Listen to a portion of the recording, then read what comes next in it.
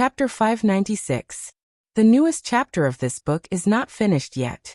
For more exciting content, please scan the QR code below to download the app. Novels are updated even faster. Millions of novels are free to read. Novels that can't be found online are all here. Empress Dowager Zhuang sat in the carriage and personally witnessed this hunt. That's right, it was a hunt. She knew how strong the dragon shadow guards were. Strictly speaking, the dragon shadow guards that Nangong Jiang brought were a bit stronger than the dragon shadow guards of Zhao country. However, in front of Marquis Xianping's ghost face army, this group of dragon shadow guards had no place to use their martial arts. They became prey in the forest, allowing the ghost face army to hunt them down. This was a tactical advantage and also an overwhelming aura. Marquis Xianping seemed to have a natural aura. He just stood there and didn't do anything. His aura of being number one in the world was very well grasped. Of course, bluffing wasn't enough.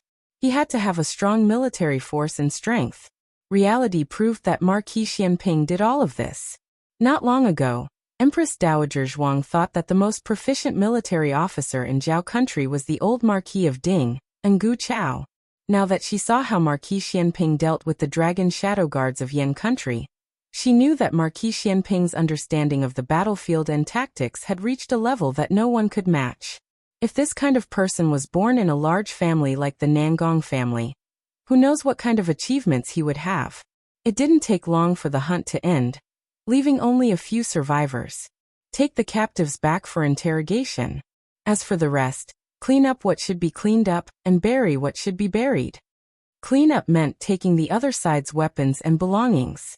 On this point, Marquis Xianping and Gu Jiao's methods were the same. They couldn't waste any war resources. As for properly disposing of the corpses, it was mainly to prevent a plague.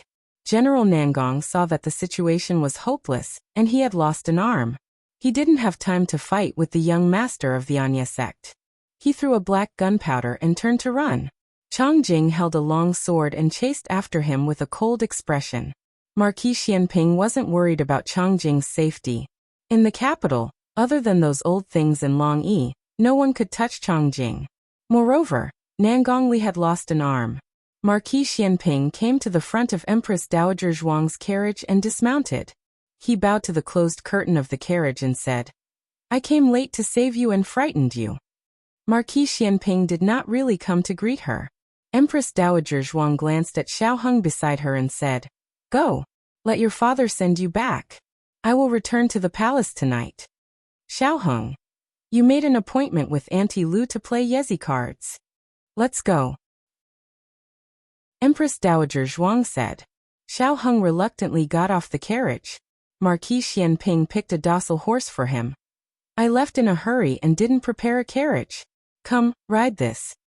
Xiao Heng expressionlessly walked up to the horse, grabbed the saddle, and was just about to step on the stirrups to get on. Marquis Xianping suddenly reached out and grabbed his waist, intending to lift him up like when he was a child. However, Xiao Heng indifferently turned his face. "I'm not a child anymore. I can ride a horse." Marquis Xianping angrily withdrew his hand.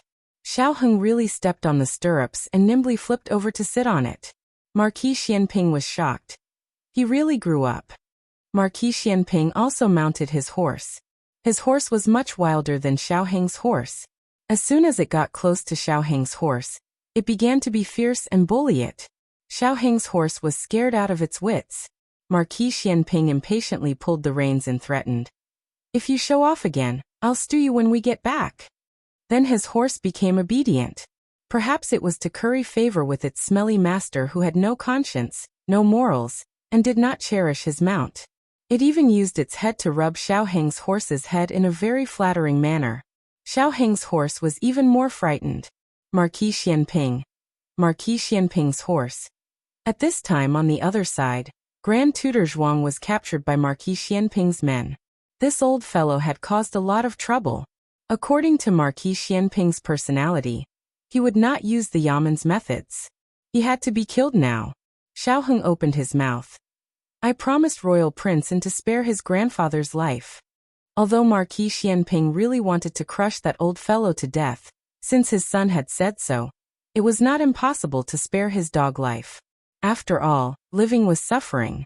He would just let him live a life worse than death. Xiaoheng opened his mouth first. Although there was something, Marquis Xianping was still quite happy.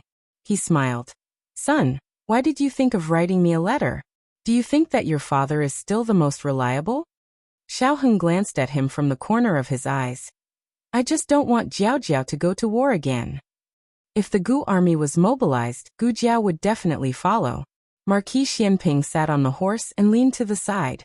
He leaned closer to his son and said, the Gu army is not as strong as my Ghost Face army. They will have a lot of casualties when dealing with the Dragon Shadow Guards, but my Ghost Face army will not. The Ghost Face army was originally a high-end fighting force. They were few in number, but their fighting strength was very strong. They were very suitable to deal with the Yan country's death soldiers. Xiaoheng said seriously. The Gu army is large and their fighting strength is not bad. Marquis Xianping's face showed that he did not want to listen. Anyway, you came to me. In your heart, I am the strongest. He was already an adult, and he was still talking about this. Xiaoheng did not want to talk to him anymore. Xiaoheng wanted the horse to go faster, but he did not have a whip. He hesitated and said lightly, can you make it go faster? Marquis Xianping shamelessly said. No. He just wanted to spend more time with his son. Xiaoheng took a deep breath and held the reins tightly. There is a shortcut nearby. Go there. Marquis Xianping's mouth twitched. Damn. I forgot about this. Xiaoheng led the way and got off the official road at a fork in the road. There was a village here. After walking over, they could cross a small stream and save half the distance. However, when Xiaoheng reached the stream, he discovered the stream had risen. Xiaoheng's face instantly darkened. Was he so unlucky? This was because the snow on the mountain top had melted and the snow water had gathered into a stream. The originally shallow stream was now up to his thighs. The deepest part might be even deeper. The most important thing was that the stream was a little turbulent. Xiaoheng's horse did not want to move. Marquis Xianping's mount was eager to try. However, the water was deep and it was not safe to ride on a horse. It was not easy to lead the way, but it ended up like this. It would be a lie to say that he was not embarrassed. Xiaoheng gritted his teeth and decided to turn back. If he lost face, then so be it. Unexpectedly, before he could speak, Marquis Xianping spoke first. He dismounted and said to Xiaoheng, come down. Walk over. Xiaoheng was a man. His bottom line was to turn back, but if he said that he could not swim over in front of his father, he would find it hard to say. He took a deep breath and dismounted. Steeling his heart, he strode toward the fast stream. Unexpectedly, just as his feet stepped on the water, he was grabbed by a pair of strong hands and thrown onto his back. Xiaoheng felt the world spin. By the time he reacted, Marquis Xianping had already carried him on his back and used two hands to support his legs.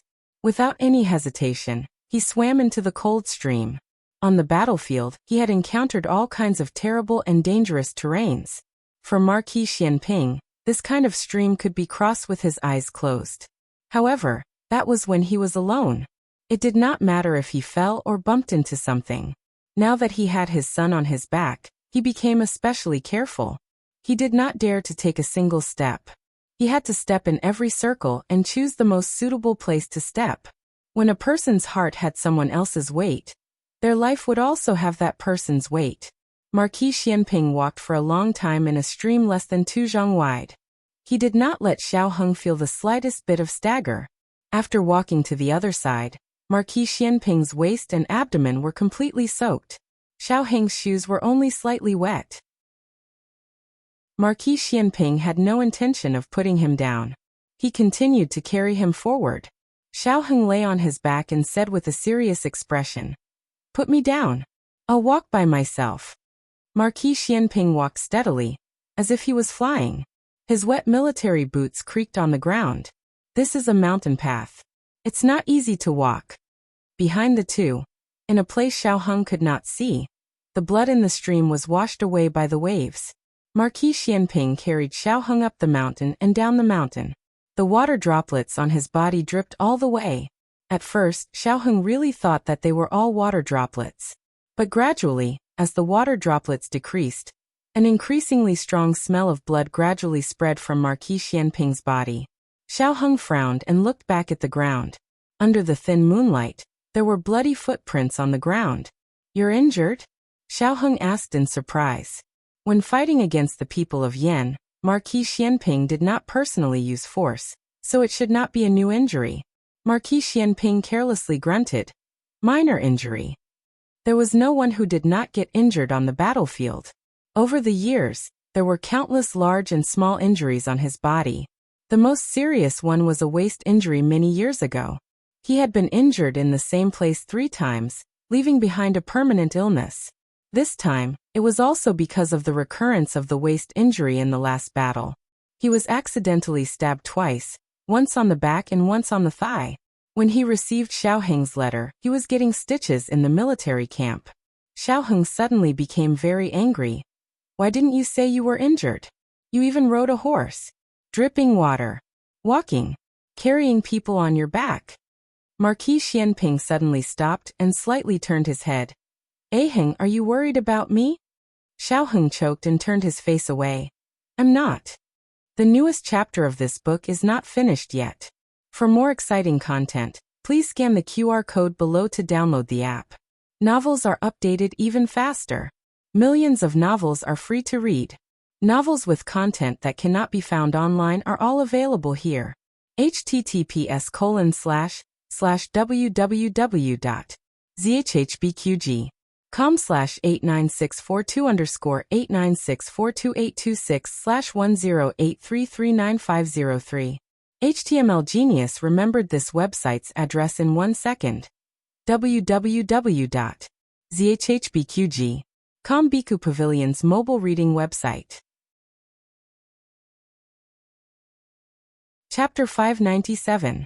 The latest chapter of this book is not finished yet.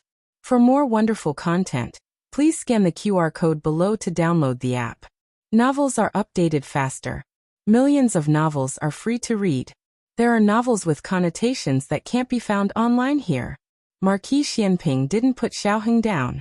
It wasn't until Marquis Xianping's horse took Xiao Heng's horse back to the official road that the two of them rode back to the inner city of the capital. Not going back to Chishui Alley? Marquis Xianping saw that Xiao Heng was not leading the way. Xiao Heng said in a low voice, "Yes, I'll stay with my mother for the next few days." Marquis Xianping didn't ask any more questions. Although he and Princess Xinyang have been husband and wife for many years, they didn't interfere with each other and didn't disturb each other.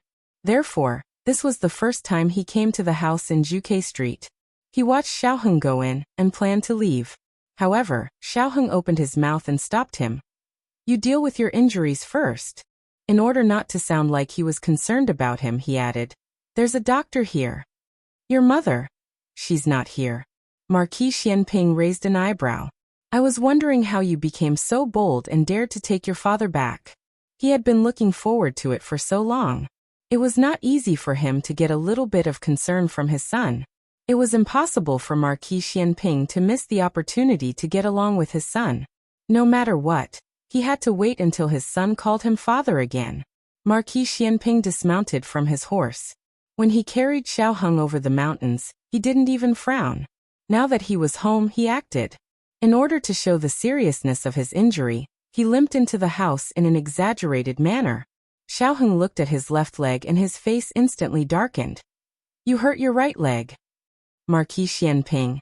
At this time, it was already the second half of the night. Gu Jiao was also injured and needed to rest. Xiao Heng didn't wake her up, but Dr. Song was here and had just finished taking Gu Jiao's temperature. Xiao Heng placed Marquis Xianping in his room and invited Dr. Song over. Dr. Song was a sensible person. After he came to Juke Avenue, he had already vaguely guessed Xiao Liulang's identity, but he didn't ask much. Seeing Xiao Lulang bring Marquis Xianping back, he still didn't ask anything. Xiao Heng took out a set of his own clothes for Marquis Xianping to change into. To be honest, there was still a difference in the stature of the father and son. Marquis Xianping practiced martial arts all year round, so he was naturally more burly than Xiao Heng. However, the two of them were actually about the same height. Marquis Xianping looked at the clothes that weren't too short and couldn't help but sigh once again. His son had really grown up. Dr. Song began to deal with Marquis Xuanping's injuries. Xiao Heng thought that there were only 2 knife wounds on his body. But who would have thought that when Dr. Song opened his coat, the old and new scars on his back almost made Xiao Heng stunned. Marquis Xianping had a handsome jade-like face, which made people subconsciously think that his body was the same as his face. Who would have thought that he was already covered with cuts and bruises? In Marquis Xianping's eyes, these small injuries were not injuries. What he remembered was the knife on his back and the knife on his right leg. Marquis Xianping looked up and saw his son looking at him in a daze. He forgot that his son hated these fighting and killing things the most. The toys he made for his son when he was a child, his son didn't like any of them. These scars must be very ugly. Marquis Xianping hurriedly pulled up his clothes and said to Xiao Heng, "You go out first." Xiao Heng's eyelashes trembled. He turned around and walked out with a complicated expression. "Howie, your wounds have been stitched more than once, right?" Dr. Song looked at Marquis Xianping's 2 important injuries and said, "MMM." Marquis Xianping vaguely replied, "I've stitched them once or twice." Marquis Xianping's wound was stitched once when he came back from the battlefield. After that, he tore the wound when he was traveling non-stop. He stitched them once or twice when he changed horses at the station. Dr. Song earnestly said, "Howie, it's very dangerous for you to be like this. If you are injured, you should take a good rest. The most taboo is to tear the wound repeatedly. This is more serious than a direct stab." "Then, will I be crippled?" Marquis Xianping asked. Dr. Song sighed and said, "You are lucky. My family has special medicine. Otherwise, your legs will really be crippled." Marquis Xianping's wound was already red and inflamed. He soaked it with water just now. Dr. Song has never seen such a disobedient patient. If it weren't for the family's anti-inflammatory medicine, even the gods can't save him. Dr. Song cleaned Marquis Xianping's wound. He couldn't help but sigh at Marquis Xianping's special physique. In the case of repeated tearing, it can still grow. It's just a local infection. It will be a bit troublesome to treat and nurse it. I'll remove the thread first." Dr. Song said. "Remove it." Marquis Xianping didn't care. "It may hurt a little," Dr. Song said while removing the thread. When he turned his head, Marquis Xianping had already fallen asleep. Marquis Xianping seemed to have sensed something. He tried to open his eyes and said in a daze, "What did you say?" Dr. Song said, "Nothing, I'm done. I'm going to give you an injection." Marquis Xianping looked at the infusion bottle and infusion needle that Dr. Song brought over. He tilted his head and continued to sleep. Dr. Song connected the pulse tube for him and muttered, "This is the first time you're doing this, but you're not afraid." There were too many injuries on Marquis Xianping's body that needed to be dealt with. It was already half an hour later when Dr. Song came out of the house. Xiao Heng was waiting for him in the corridor. Dr. Song walked forward with his medicine box and said, "Xiao Darren." Xiao Heng turned around and asked, "How is he?" Dr. Song said, "He fell asleep. The injuries on his body have been dealt with. To be honest, his injuries are a bit serious. The wound on his back is so long, and the wound on his leg is so deep." Xiao Heng looked at the length and depth of Dr. Song's hand. His handsome eyebrows suddenly wrinkled. Dr. Song sighed and said, "Does he not want to live anymore? If he was injured, he should recuperate in the barracks. Why did he rush back?" Dr. Song didn't know anything about the Yan country. Xiao Heng's throat moved a bit, and his heart was filled with mixed feelings. "Then can it be cured?" Dr. Song said truthfully, "It can be cured, but it's hard to say whether there will be any sequelae. It seems that he still has to wait for Jiao Jiao to wake up and ask her if she has a cure." This was Princess Xinyang's house. Xiao Heng didn't intend to let Marquis Xianping stay overnight. However, Marquis Xianping was injured like this. He can't really wake him up and send him back. Xiao Heng entered the house. There was a dim oil lamp on the table. Marquis Xianping was sleeping soundly with an infusion bottle. Perhaps only at this time did he lose his arrogant and domineering posture in front of others. His eyebrows were haggard and tired. In fact, his injury was there from beginning to end.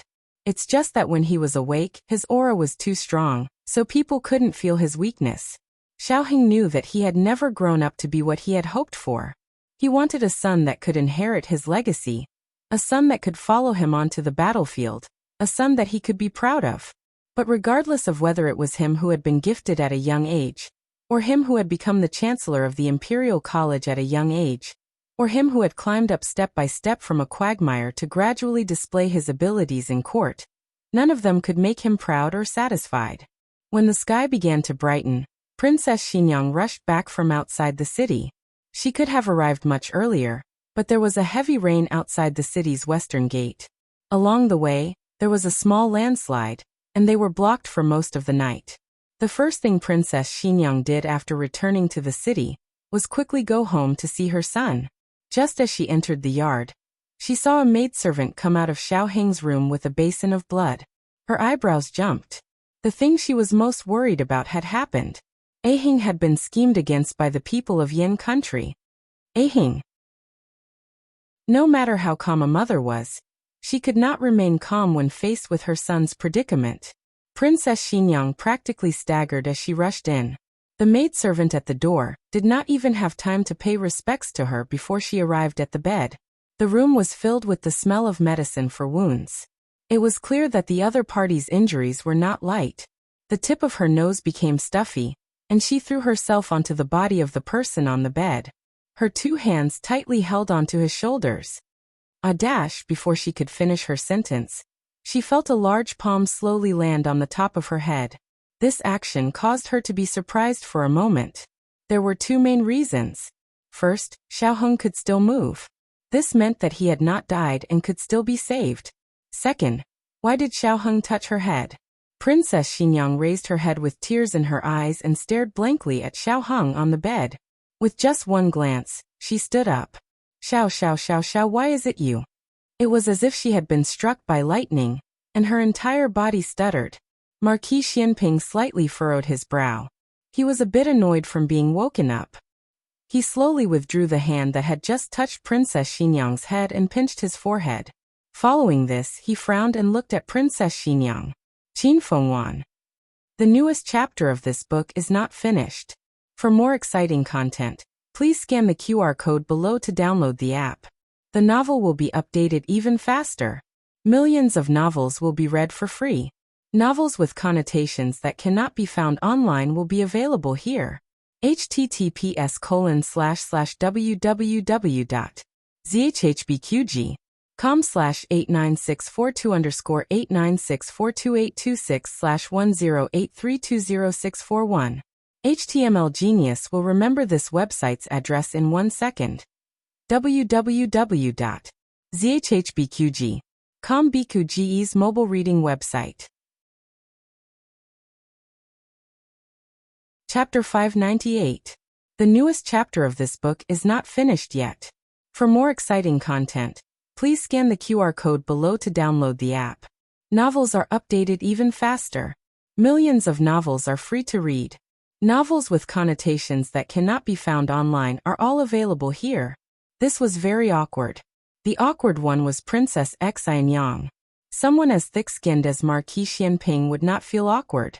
He was just very confused. Princess Xianyang's face still had 2 lines of undried tears.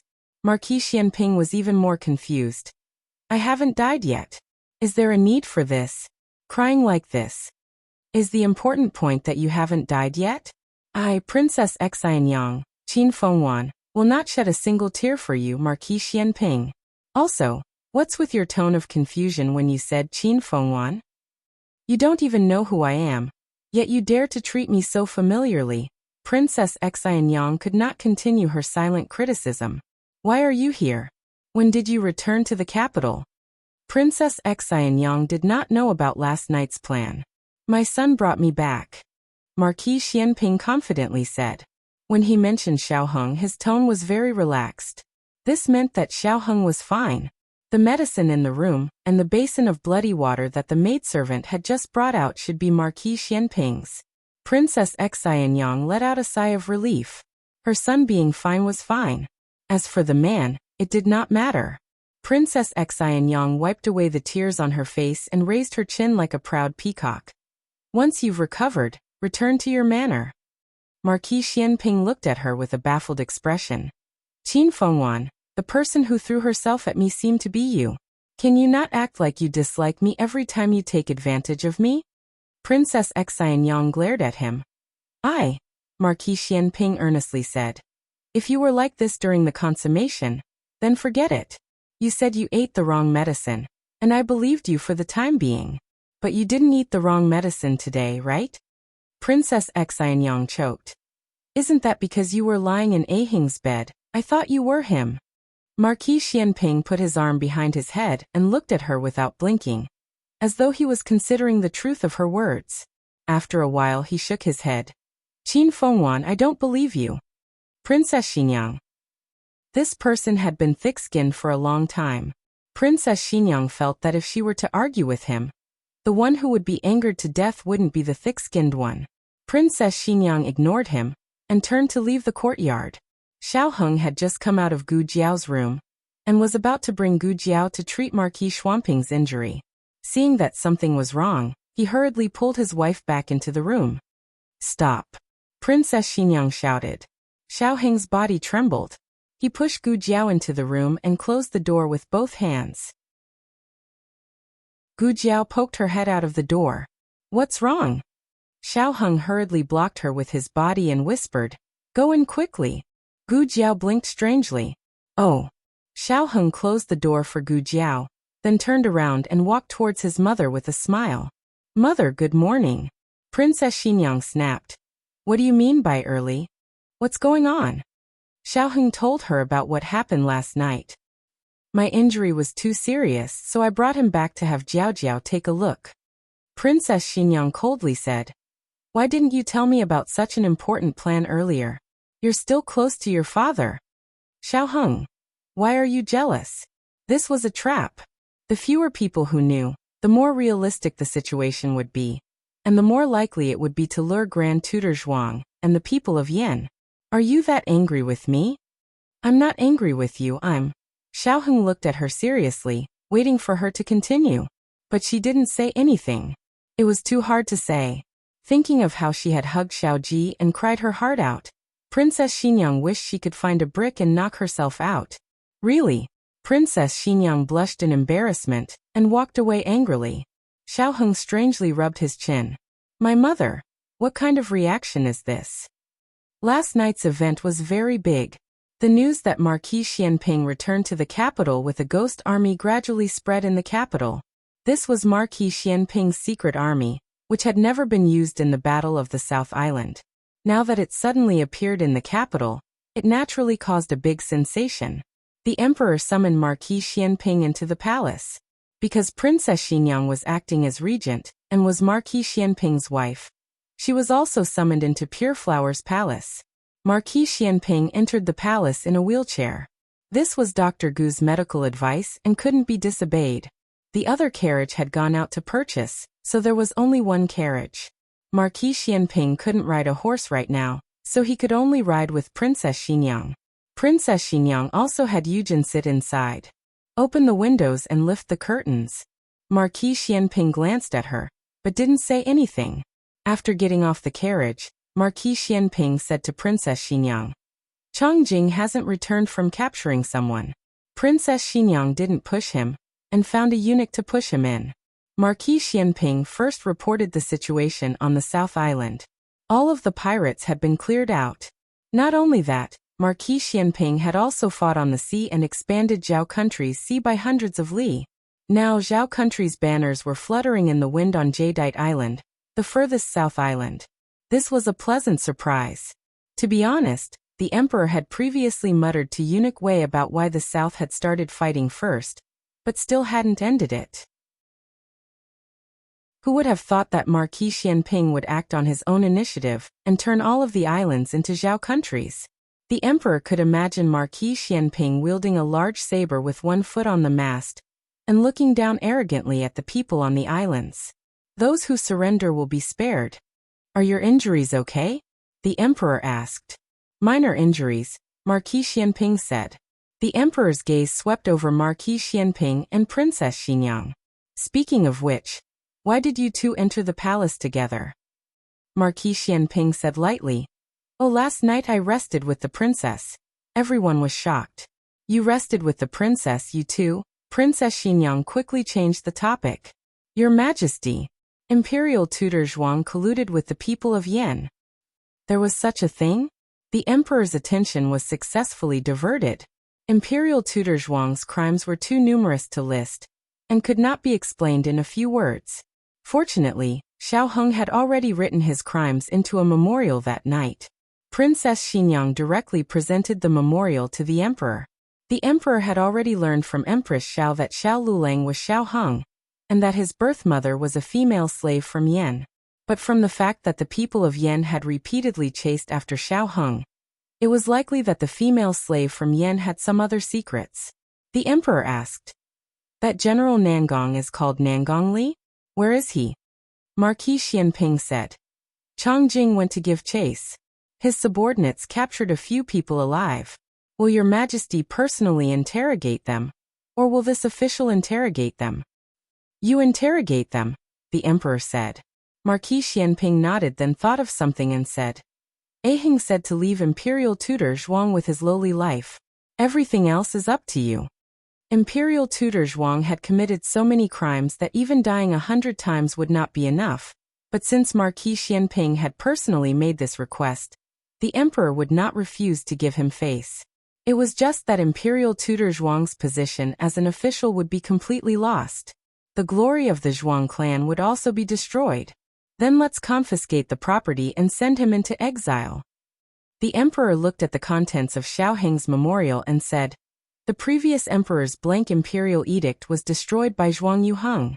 He can be considered to have performed a great service, so he will be exempt from punishment.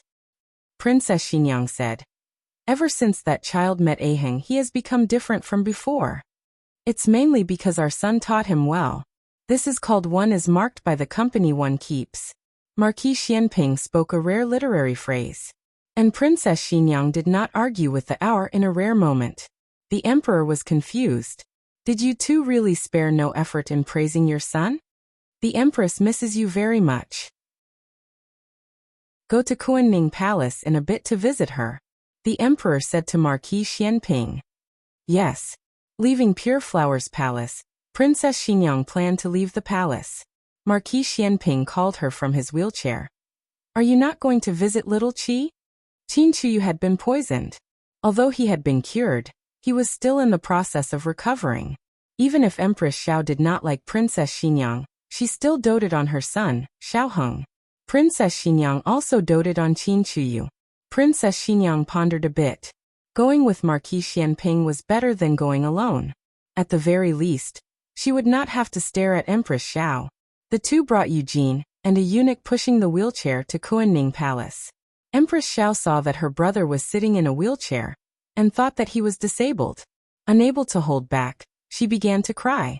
Princess Xinyang thought of Empress Dowager Zhuang. They had both entered the palace as empresses, but Zhuang Jince was no longer Zhuang Jince. Xiao Shuyu, however, would always be the young girl that she was before she married. Was this what it was like to have someone supporting and protecting you? Empress Xiao cried until she was out of breath. Snot and tears flowed down her face. She was willful and straightforward. Marquis Xianping sat in his wheelchair and leaned back in disgust. Xiao Shuyu, you're so ugly. Marquis Xianping decided to ignore his sister. She had cried so much since she was young. He asked someone to push him to see Qin Chuyu. With her brother gone, Empress Xiao stopped crying. Why did you stop crying? Princess Xinyang asked. Empress Xiao said. Why should I cry? My brother is no longer here. Why should I cry for you to see? Princess Xinyang thought for a bit and said. You two were very close. Empress Xiao said without restraint. Of course. I only have one brother, and he only has one sister. If anyone dared to bully me when I was young, I would tell my brother, and he would beat him. Princess Xinyang asked. If the person who bullied you was very, very powerful, would your brother beat him? Empress Xiao said without hesitation. Of course.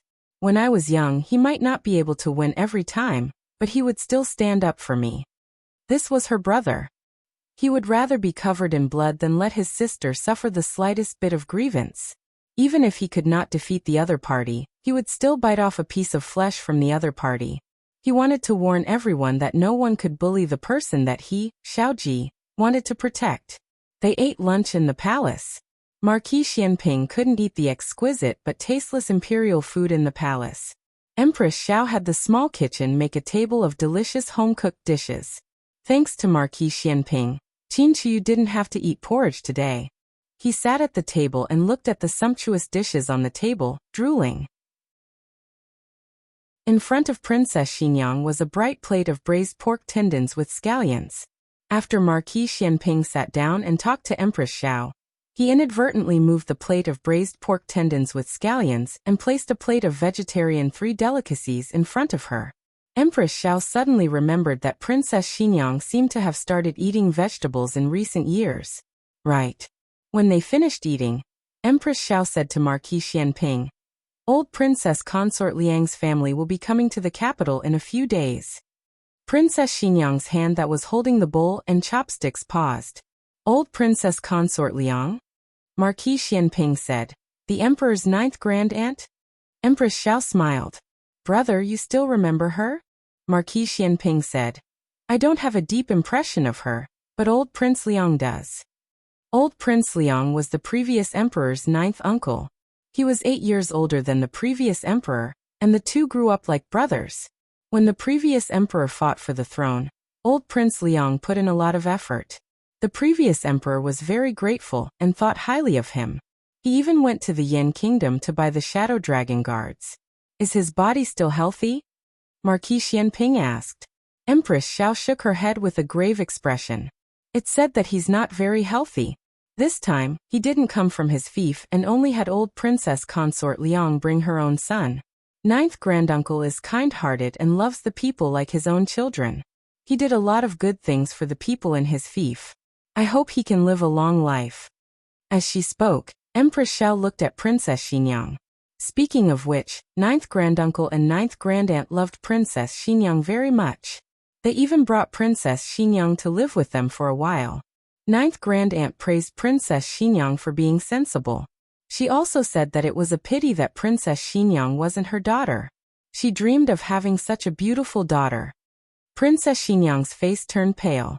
Marquis Xianping sensed her abnormality and turned to ask her, "What's wrong?" Princess Xinyang composed herself. "It's nothing. I'm full. I still have something to do, so I'll leave first." She put down her bowl and chopsticks, got up, and walked out. Empress Xiao looked at her unhappy back and was confused. "Did I say something wrong?" Marquis Xianping looked deeply at Princess Xinyang and said, "I'm also full. I'll come see you and little Qi another day." "Hey, you only ate a little." Empress Xiao frowned, puzzled. "What's wrong with you two?" Qin Fengwan. At the palace entrance, Marquis Xianping called Princess Xinyang. Princess Xinyang stood in front of the carriage, her pale face half turned. "I can't sit in the same carriage as you. Have the Empress send you another carriage." Marquis Xianping looked at her. "Don't you just have to open the window and lift the curtain?" Princess Xinyang pinched her fingers, her eyes red. Her voice trembled as she said, "Not now." Marquis Xianping pushed the wheelchair toward her. She suddenly squatted on the ground, hugged her head and screamed, "Don't come over." Marquis Xianping stood up and walked over, looking at her with a frown. Qin Fengwan? Princess Xinyang's eyes turned black, and she fainted. The latest chapter of this book is not finished yet. For more exciting content, please scan the QR code below to download the app. Novels are updated faster. Millions of novels are free to read. Novels with connotations that can't be found online are all available here. https://www.zhbqg.com/89642_896428226/1083197663. HTML Genius memorized the website address in 1 second. www.zhbqg.com Bikugo mobile reading website. Chapter 599. The newest chapter of this book is not finished yet. For more exciting content, please scan the QR code below to download the app. Novels are updated even faster. Millions of novels are free to read. Novels with connotations that can't be found online are available here. Ignoring the doctor's advice, Marquis Xianping abandoned his wheelchair and walked forward.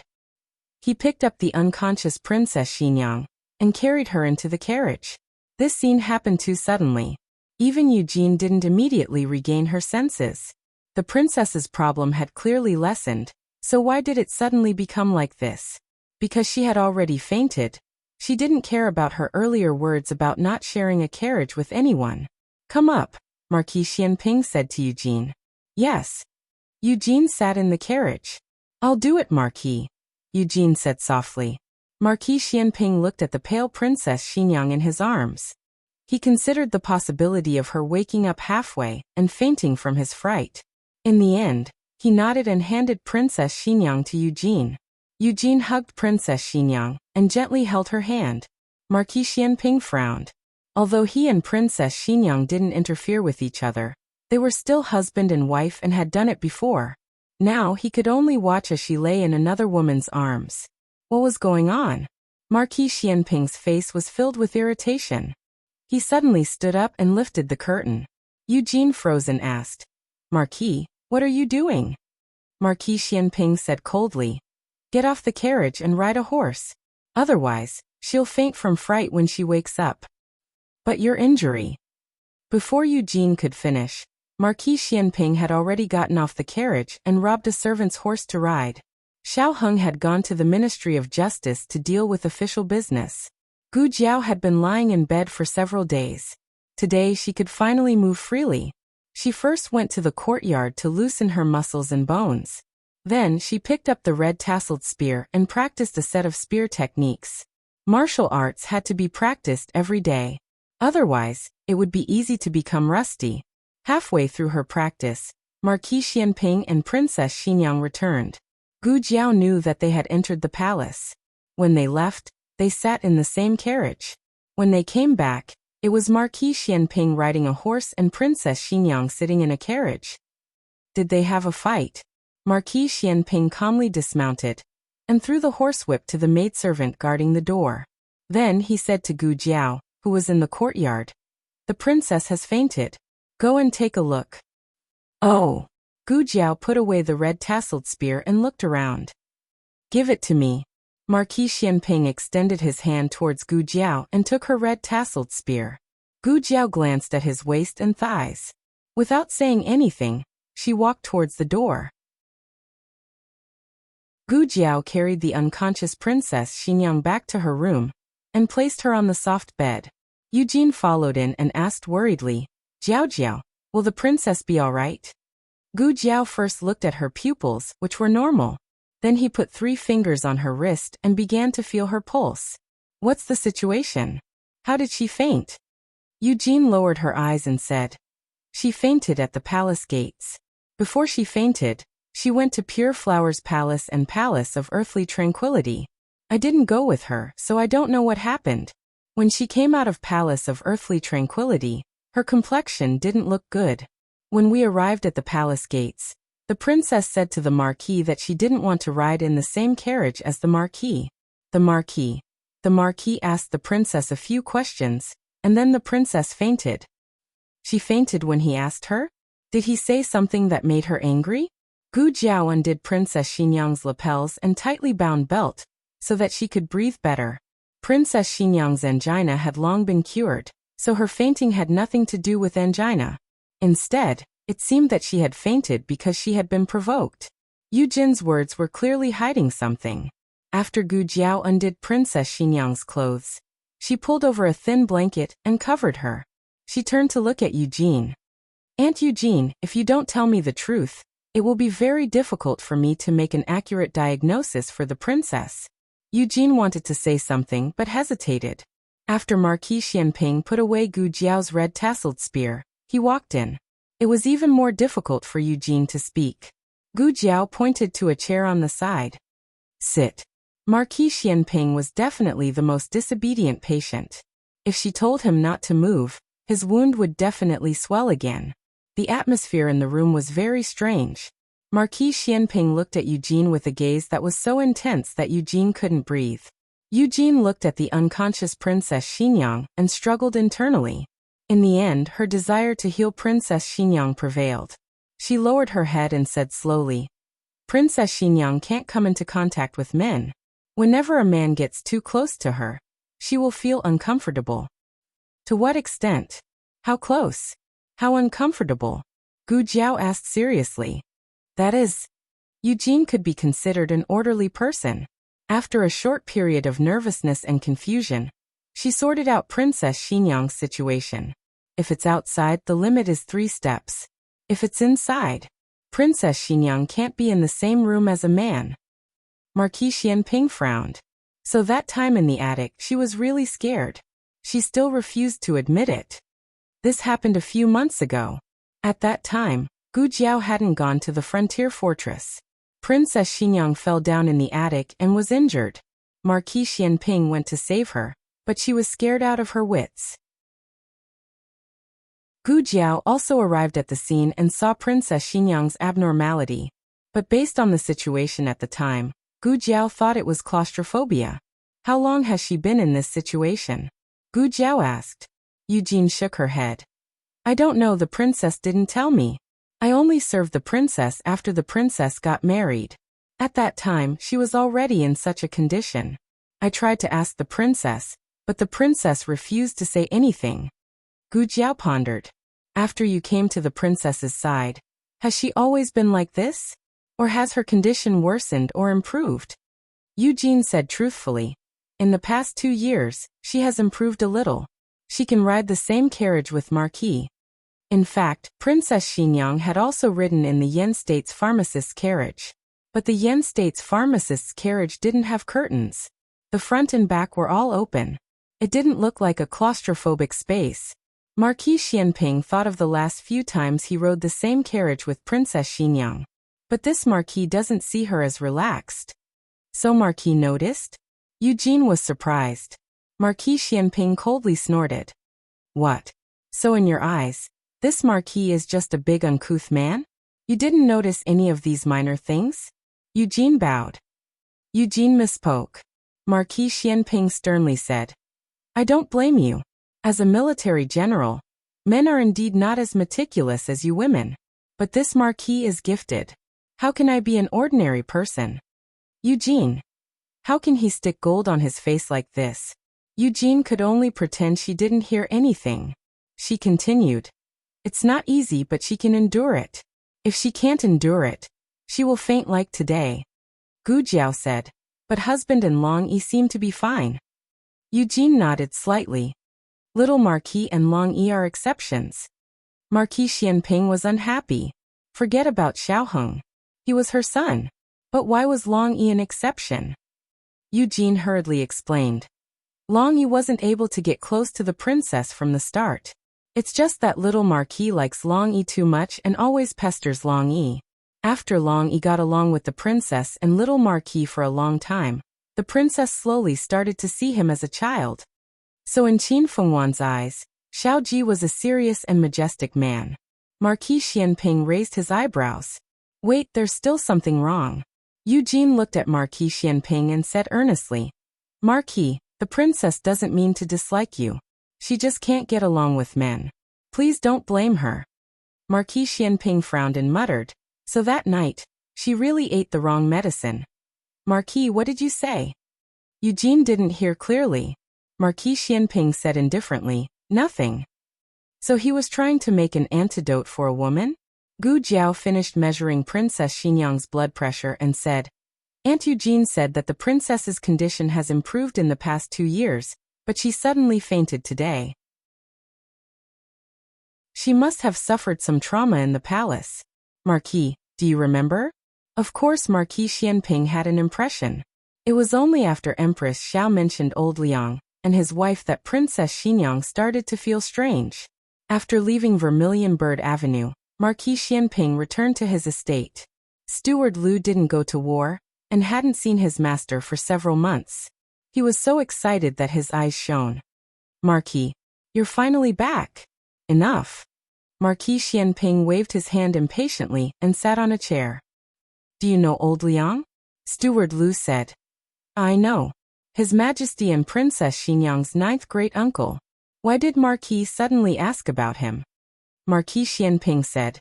Investigate him and old Liang Wangfei. Steward Lu asked. Can this little one ask why? Marquis Xianping gave him a sharp look, and Steward Lu shrunk his neck resentfully. This little one can't. There's no need to investigate everything. That would take too much time. Investigating information was the same as going into battle to kill the enemy. Marquis Xianping thought for a moment and said, Investigate everything related to Princess Xinyang. Steward Lu had an extremely speechless expression. Marquis, you beat around the bush. If you want to investigate Princess Xinyang, just say it. Marquis Xianping said indifferently. What? This Marquis can't investigate? Steward Lu smiled embarrassedly. Of course you can.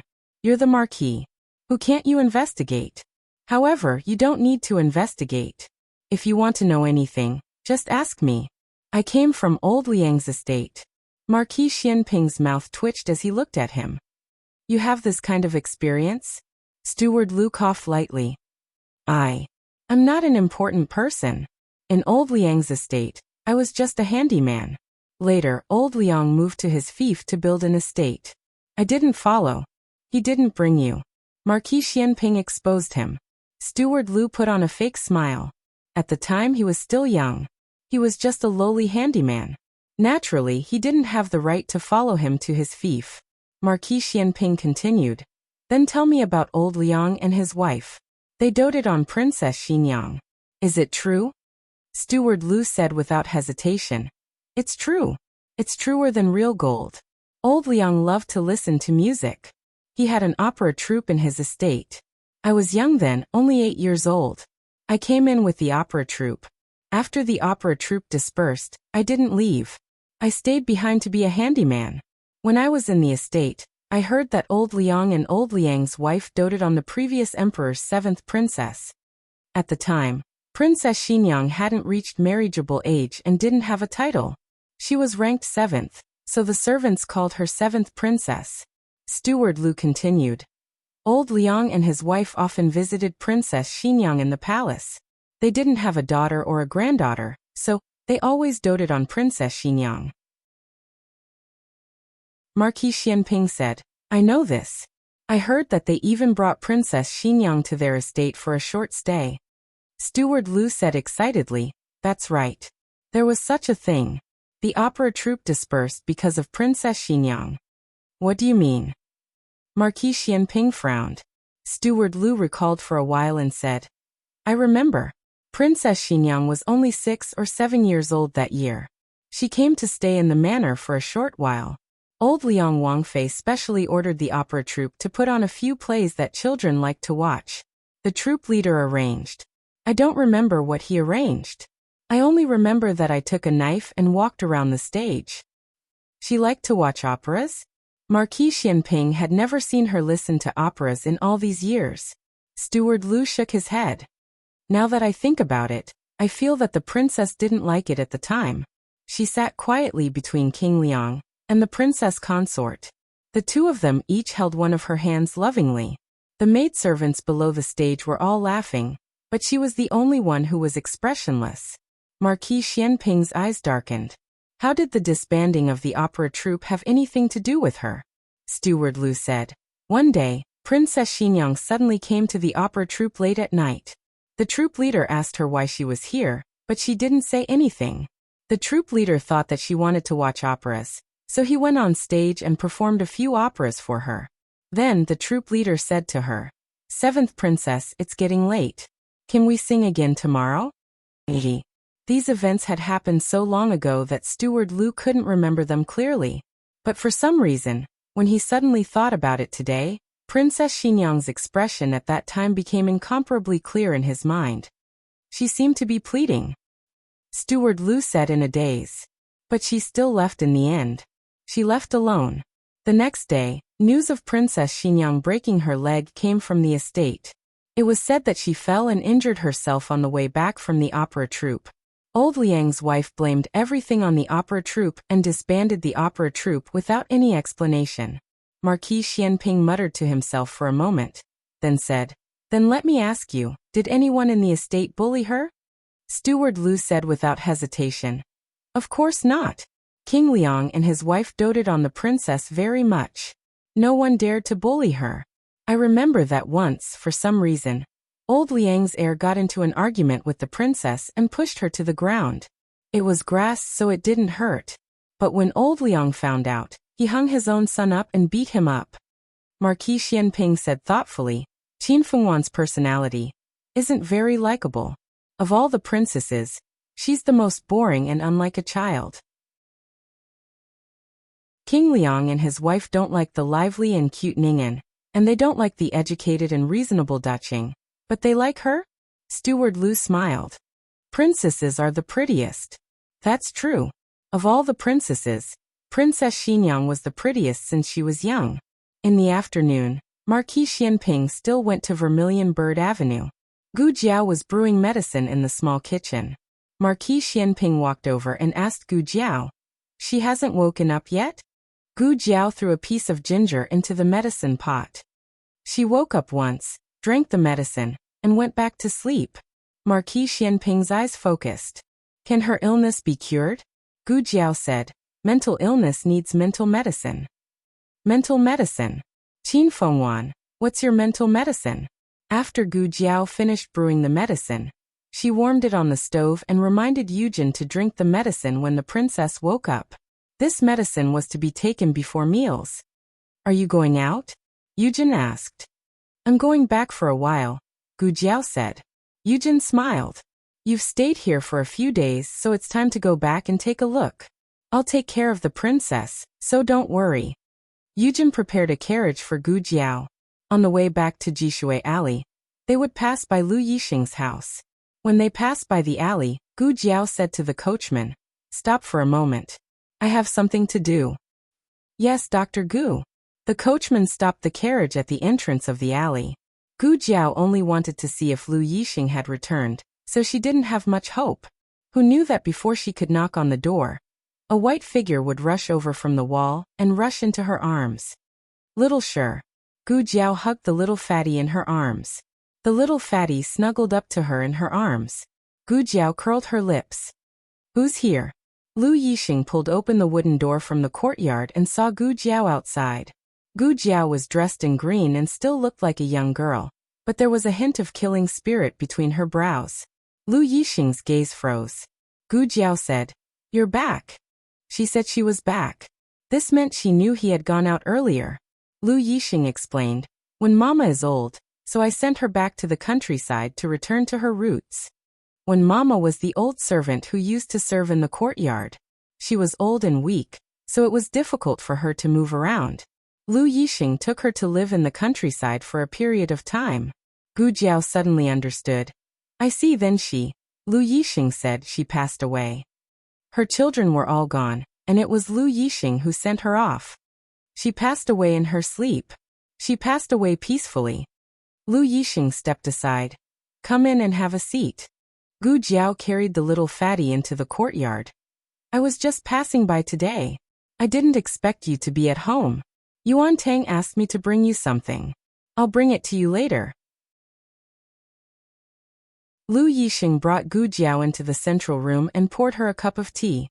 Someone was cooking in the backyard. It was Anu, the last servant by his side.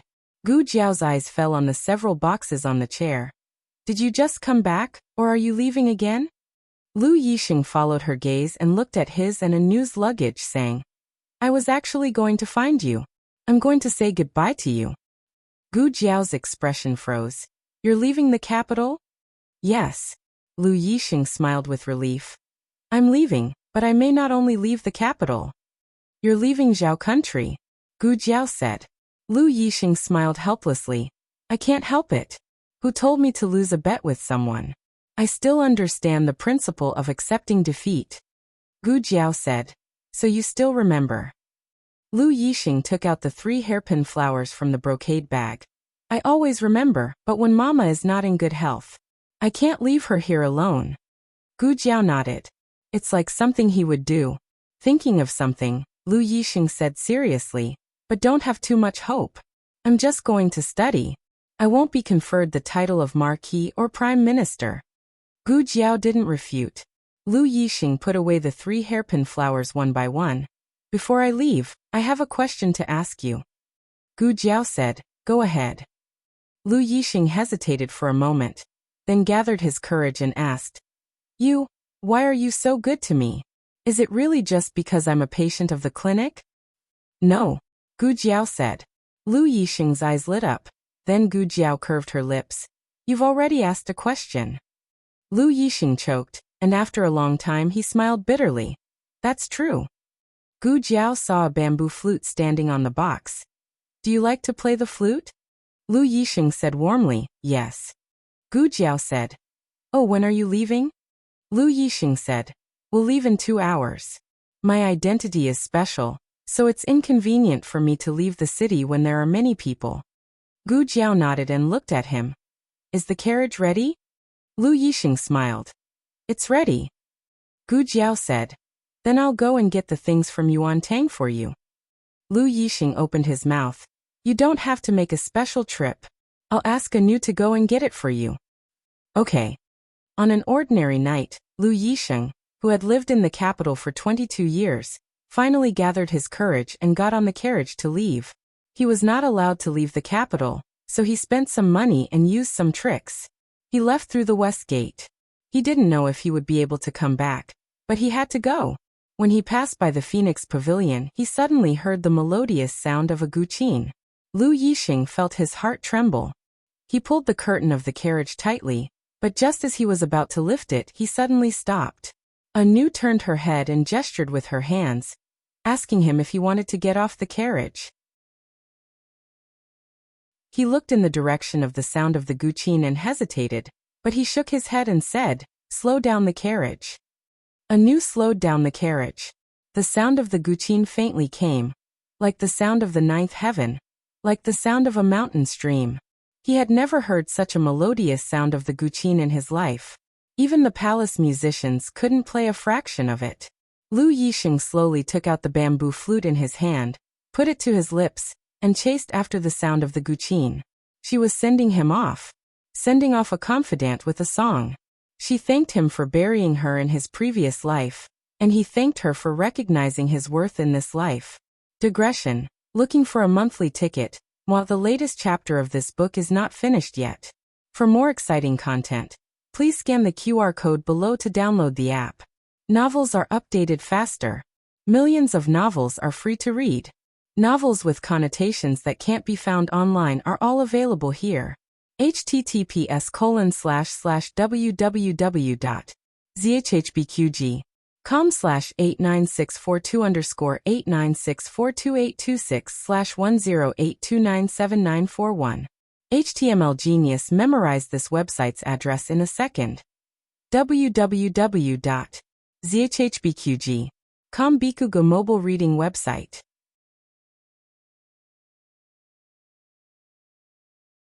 Chapter 600. The latest chapter of this book is not finished yet. For more exciting content, please scan the QR code below to download the app. The novel will be updated faster. Millions of novels will be read for free. There are all kinds of novels that can't be found on the internet. Jiao Jiao. On the carriage back, little Jing Kong excitedly swung his short legs beside Gu Jiao. You play the zither so well. You play better than my master.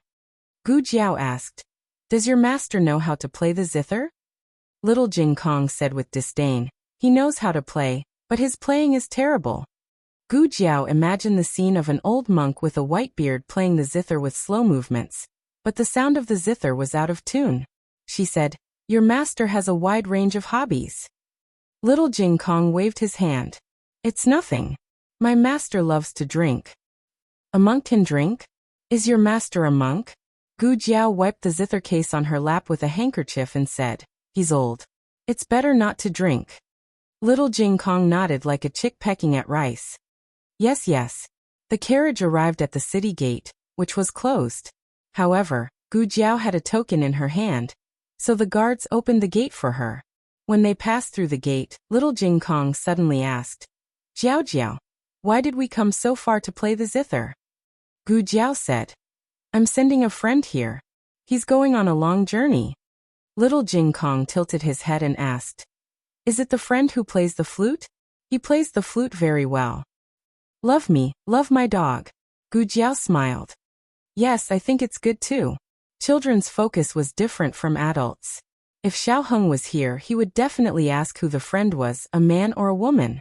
Little Jing Kong said seriously, It must be Jiao Jiao's very good friend. Will he come back? I don't know. Gu Jiao truly did not know that in the dream she had when she returned to the Marquis's estate, Lu Yixing had returned.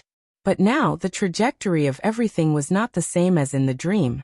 No one could guarantee that they would meet again in the future. The city gate slowly closed. Gu Jiao lifted the curtains and turned around to take one last look at the official road outside the city. Goodbye, Lu Xiang. Lu Yixing was a poor man. All he had was a suitcase and a basket of books given to him by Gu Jiao. He took little Shi away because he missed her. The house was left empty. No one was hired to take care of it, and it was not sold. The capital would not change because of Lu Yixing's disappearance. Few people in the capital cared about him, so no one would discover that he was gone. Perhaps many years later, on a sunny afternoon, in a bustling tea house, someone would mention it on a whim. Huh? I haven't seen Lu Yixing recently. He's not dead, is he? He's a descendant of the Lu family. If he's dead, he's dead. However, all these had nothing to do with Lu Yixing. He took her little Shi, her trust and expectations for him, and started the long voyage to fight against fate. Goodbye, Miss Gu. When Gu Jiao returned to Puayishui Alley, little Jing Kong had fallen asleep in her arms. It was already late when she went out. She did not plan to take the little guy out, but the little guy stuck to her, so she took him with her. The carriage stopped. Gu Jiao lifted the curtain and was about to carry little Jing Kong out of the carriage. A strong arm stretched over and took little Jing Kong from Gu Jiao's arms. Gu Jiao looked at the familiar deerskin gauntlet on the hand, blinked and said, Gu Chongqing. Call me big brother. Gu Chongqing said. Gu Jiao jumped out of the carriage. Gu Chongqing carried little Jing Kong, who was sleeping soundly, into the room with his sister. It was midnight. Everyone in the family had gone to bed, but Xiao Heng did not come back. Too many things had happened recently. First, it was Qin Fengyan, then it was Grand Tutor Zhuang. There were too many official documents to write, so Xiao Heng had to stay in the Ministry of Justice tonight. After entering the central room, Gu Jiao took little Jing Kong and put him on the bed in the west room. Jiao Jiao, it sounds so good. Little Jing Kong probably dreamed of Gu Jiao's music, and his little mouth muttered. Gu Jiao pulled the quilt over and covered him. After tucking in the corner of the quilt, she returned to the central room and sat down with Gu Chongqing on the chair. When did you come back? She asked. I just arrived. I passed by here on my way back, so I came to have a look. Gu Chongqing said. Actually, I should have come back long ago, but I met some of your old friends on the way, so I stayed for a few more days. My old friends? Did she have any old friends in the north? Gu Chongqing went to the county in the north to visit the families of the martyrs, and he also investigated Qin Fengyan's background. She came from Yuzhou, which was in the opposite direction. Gu Chongqing looked at Gu Jiao with his sister's filter. Gu Jiao was expressionless, but he felt that his sister was cold and cute. He laughed and said, It should be your old friends with little Jing Kong. Why was it related to Jing Kong again? Gu Chongqing coaxed. Call me big brother, and I'll tell you. What kind of tone was this to tease a 3-year-old? Gu Jiao raised her eyebrows. Did you meet the monks in our temple? Gu Chongqing. His sister was too smart. It was not good. Gu Chongqing smiled helplessly. Since he had guessed it, he had to admit it. When I passed by Lihua town, I met the monks of the temple near your village. I was feeding the horses at the post station, and several young monks about the same age as Jing Kong came to beg for alms. I heard that their accent was quite similar to when you and Xiaoshan first came to the capital, so I asked them where they were from. They said that they were from Pingcheng Prefecture in Yuzhou. When I heard that, I thought, isn't that the place where you grew up? So I asked them if they had heard of Qingchuan village. They said that Qingchuan village was at the foot of the mountain behind their temple. and a young monk in their temple who fainted from meat was adopted by a family in Qingchuan village. They also said that the person who adopted him was a little fairy with hair on her face. Hair on her face. Gu Jiao couldn't help laughing. It was indeed the accent of those young monks.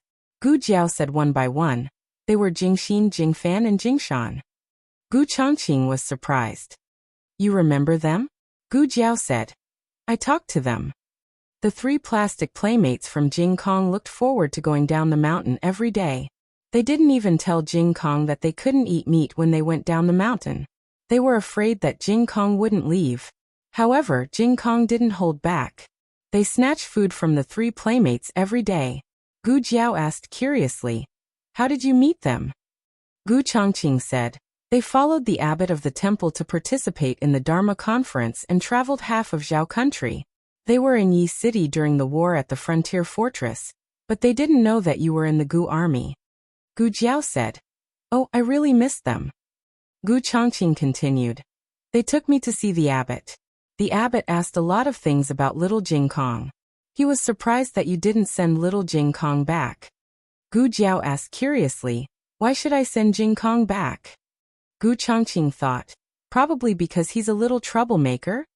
Gu Changqing thought of something and said, the abbot said that he will go back to the temple soon. Please treat Jing Kong well. She must not send him back to the temple.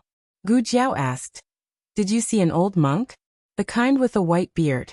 His back is a little stooped, and his steps are a little staggered. Is he deaf? His hands are shaking, and his eyes are blurred? After all, he couldn't even play the zither.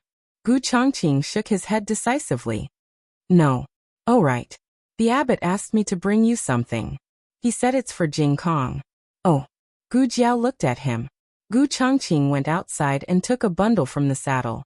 He took out a small box and handed it to Gu Jiao. I haven't opened this. I don't know what's inside. The box was not locked. It was simply fastened. It was obvious that the abbot trusted the young master of the Gu family army, Gu Changqing. Gu Jiao did not open it. Instead, she went into the room and put it on the bedside of little Jing Kong. If the little guy knew that the abbot had brought him a gift, he would be very happy. Gu Jiao came out of the west room. Gu Changqing stood at the door and looked at her deeply. I came here today to tell you something. What is it? Gu Jiao asked. I may have to leave Zhao country for a while, Gu Changqing said. Why do you have to leave? Gu Jiao was confused. Did you make an appointment? Both of you had to leave. Gu Changqing raised his hand and stroked the hair on her temples. To find a way to cure you.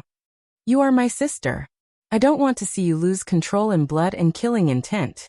I also don't want to see you hurt yourself to restrain your desire to kill. So even if I have to climb a mountain of swords or plunge into a sea of fire, I must cure you. When I was talking to the abbot, I mentioned your situation by accident. Gu Changqing said, the abbot said that there may be a way to cure you in Yan Kingdom. Gu Jiao was slightly surprised. Yan Kingdom? Gu Changqing said. In fact, Qin Kingdom is also famous for its medical skills. But I think you are already the best doctor in the world. If you can't cure yourself, it may not be a problem of medical skills. There are many capable people in Yan Kingdom. I want to go there to try my luck. Gu Jiao looked at him. You can't go to Yan Kingdom. As the young master of the Gu family, he had to ask for permission to leave the capital, let alone go abroad. Obviously, the emperor would not agree to let him go to Yan Kingdom because he couldn't go at all. Gu Changqing smiled. I can go. At worst, I won't be the young master of the Gu family. Gu Jiao retracted her gaze. Yan Kingdom is not a place you can go as you wish. Gu Changqing stroked the top of her head and smiled dotingly. Don't worry. I have my ways. Brother's style was very good. He treated Gu Jiao like Xiaoheng treated little Jing Kong. Gu Jiao's face darkened. He couldn't lie to her like this. Okay, I'm leaving. Call me Big Brother. He wanted to be the first brother she acknowledged. Gu Jiao looked at him with a serious face. Her whole face said, how can you talk to your little granduncle like that? Gu Changqing was speechless. Gu Changqing was serious about going to Yan Kingdom to treat his sister. With his current status, there was only one way to go to Yan Kingdom. To the underground martial arts arena. The underground martial arts arena was built by the people of Shang. They used the arena to recruit talents and collect information from other countries. Even the imperial court could not interfere. As long as he was in the top 3 of the master ranking, he would be qualified to enter Yan Kingdom. Gu Jiao slept late. When she woke up, it was already dawn. Little Jing Kong was already practicing boxing in the backyard. Kill. He punched out and a row of chickens fell down. They were quite cooperative. Gu Jiao dressed neatly and went to the backyard to wash up. Xiao Heng was also washing his face. This person was too good-looking. Everything he did was pleasing to the eye. He wrung a towel and made it look like an ink painting. Did you just come back from the yamen? Gu Jiao greeted him. He was still wearing the official uniform of the Ministry of Justice. Unexpectedly, Xiao Heng ignored her. Didn't he hear her? Gu Jiao's eyes moved, and she came to his left. Husband. Xiao Heng turned right to dry the towel. Gu Jiao blinked strangely and went to his right. Husband. Xiao Heng turned left to pour the water in the wooden basin. This time, if Gu Jiao still couldn't tell that he was throwing a tantrum, it wouldn't make sense. She thought about it and realized that she hadn't done anything. Xiao Heng just came back to change his clothes. He had to go to the Hanlin Academy later. Working in 2 departments was so tiring. After he left, Gu Jiao called little Jing Kong who was practicing boxing. What happened to your brother-in-law? Little Jing Kong scratched his head. Nothing. He's fine.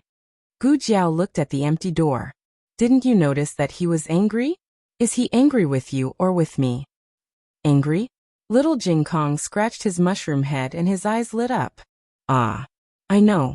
Bad brother-in-law must be jealous of me. Jealous of you. Gu Jiao looked at the little guy suspiciously. Little Jing Kong proudly shook his little head.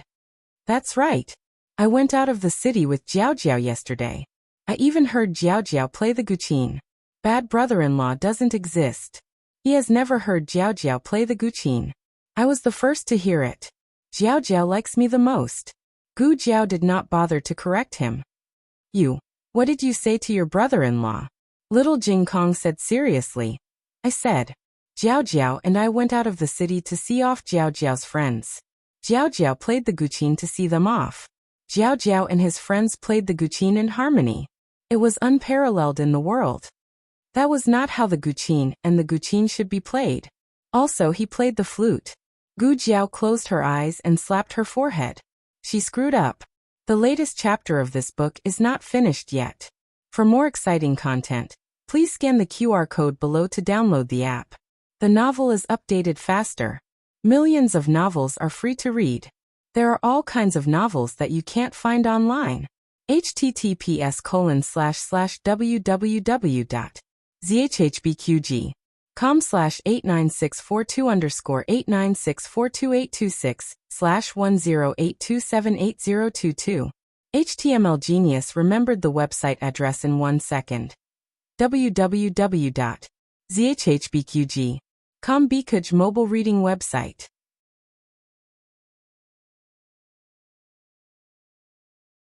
Chapter 601. The latest chapter of this book is not finished yet. For more exciting content, please scan the QR code below to download the app. Novels are updated even faster. Millions of novels are free to read. Novels with content that cannot be found online are all available here.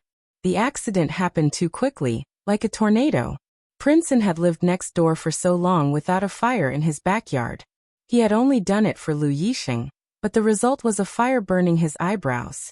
Jing Kong, oh Jing Kong, you really know how to trick me. On this side, Gu Jiao was thinking about how to coax her husband. On the other side, Xiao Heng was called into the palace by Empress Xiao. Aunt. Xiao Heng saluted to Empress Xiao. There are no outsiders here. Don't be so courteous. Come and sit. Empress Xiao said to Xiao Heng. Xiao Heng obeyed and sat next to Empress Xiao. Empress Xiao looked at his slightly furrowed brows and asked, Heng, what's wrong? You don't seem very happy. Are you worried about your mother? My mother? Xiao Heng had been busy at the Board of Punishments all night, and did not know about Princess Xianyang. Empress Xiao asked, You don't know? Your mother fainted at the entrance of the palace yesterday. I called you over to ask how she is. Although she and Princess Xianyang did not like each other, she was still Xiao Heng's mother. Xiao Heng's eyes flashed with worry. I don't know. I was at the board of punishments yesterday, and did not go to my mother's side. I will go take a look in a bit. Empress Xiao grabbed his wrist. Don't worry. I still have something to tell you. Today Marquis Xianping did not sleep in. He got up early and went to Zhuke Street. Unexpectedly, there were a few carriages parked in front of Princess Xianyang's residence. This was very strange. After all, aside from Gu Jiao and Xiao Heng, Princess Xianyang did not have many visitors. These luxurious carriages clearly did not belong to the young couple. The driver brought the wheelchair over. Marquis Xianping frowned. The driver quickly said, it was Dr. Gu's orders. She said that if you did not sit, to tell Lord Xiao. Marquis Xianping sat in the wheelchair with a dark expression. Just as he sat down, a clamor came from Princess Xinyang's courtyard. Soon after, Eugene and a few servant girls from the courtyard came out with bags of various sizes. As she walked, she looked back as if she was saying to someone, you should take these things back. We appreciate the old princess's kindness, but we won't accept the gift. A stout nanny followed them out, surrounded by a few maids. She used her hand to block the gifts that Eugene intended to return and said with a smile, these are the old princess's kind intentions. She specially brought them over from Feng. How can I not accept it? Eugene smiled politely. Gue Momo, you really can't accept it. The princess has just taken up the position of regent, and Gue Momo also understands that with the princess's current status, she has to be more cautious in dealing with people. She had once instructed us that no matter who comes to give a gift, we must not accept it. Gue Momo glared at her and said, how can those people be compared to the old princess consort? The old princess consort watched the princess grow up, and has a deep friendship with the princess. She is family. Eugene maintained a decent smile. Gue Momo, please don't make things difficult for us. Gue Momo's smile faded. It's fine if I don't make things difficult for you. Go and report to the princess that the old princess's people have come to see her. Eugene said in a manner that was neither servile nor overbearing. The princess has not been feeling well recently. She did not sleep last night, and only rested when it was close to dawn. I'm afraid it would be inappropriate to wake the princess up. Gue Momo chuckled. I don't know when it was the turn of a servant to make decisions for Princess Xinyang. A servant girl at the side said, Lord Eugene is the deputy prefect of the princess's residence, and has an official title in the imperial court. Nanny, be careful with your words. Gue Momo looked coldly at Eugene and raised her chin. All right then, I will wait here for the princess to wake up. Who is so noisy? Marquis Xianping sat in a wheelchair, and was slowly pushed over by the coachman. Eugene heard his voice and her eyes lit up. She turned and bowed. Marquis. Marquis? Gue Momo looked at the handsome man in the wheelchair, and could not help but be stunned. This is Princess Xinyang's son-in-law? After so many years, why hasn't he changed at all? Gue Momo was an old servant of the old Liang Wangfei, and had lived in the capital for many years. Naturally, she had seen Marquis Xianping. However, she never expected that time would not hasten him. Marquis, this servant is... Gue Momo was only halfway through her sentence when Marquis Xianping grabbed the bundle in Eugene's hands and threw it at Gue Momo's feet without any trace of politeness. Gue Momo was stunned again. The servant girls saw the Marquis take the lead, and threw the gifts on the ground with their backs straightened. Humph! Gue Momo and the others were thrown back a few steps. This was a slap in the face.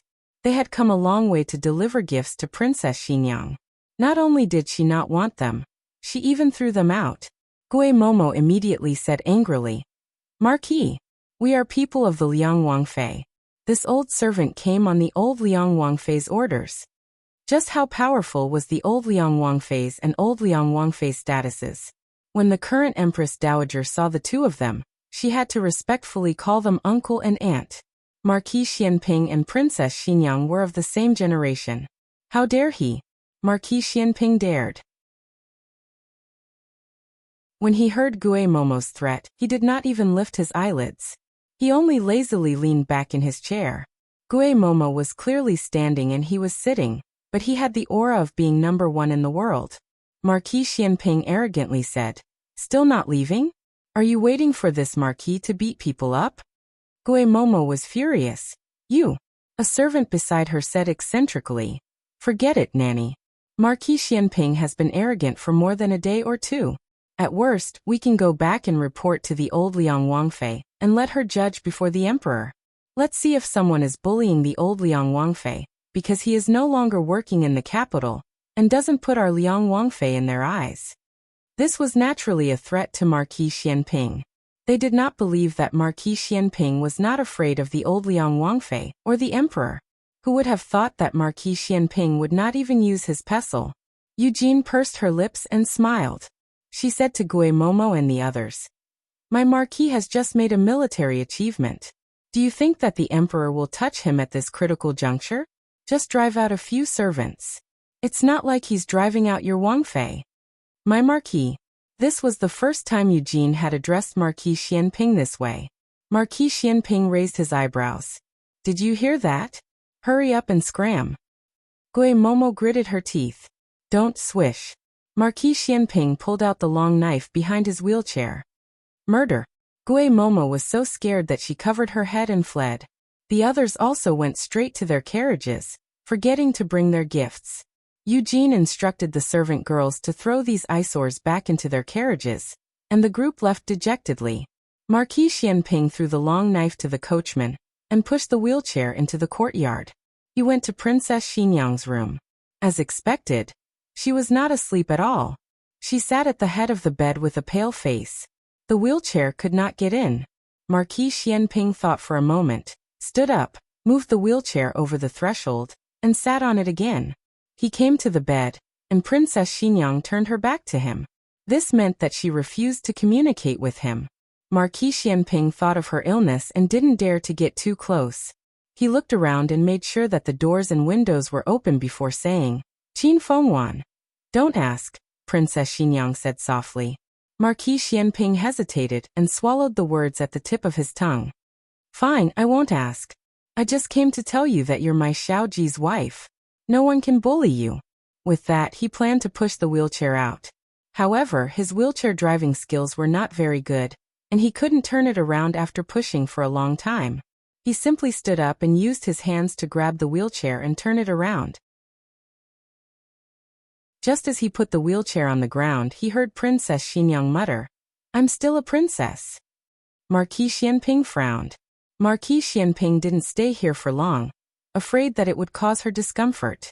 However, Marquis Xianping didn't expect that as soon as he left, old Princess Consort Liang would come knocking. This time, she came to visit in person. Old Princess Consort Liang was old, and her body wasn't as strong as before. It was inconvenient for her to move around. Although she could still move around, she mostly sat in a wheelchair. The doors and windows in the room were tightly shut, and the light was dim. Only Princess Xinyang and old Princess Consort Liang were in the room. Princess Xinyang sat on the bed with a pale face and a quilt covering her legs. Old Princess Consort Liang sat in the wheelchair in front of the bed.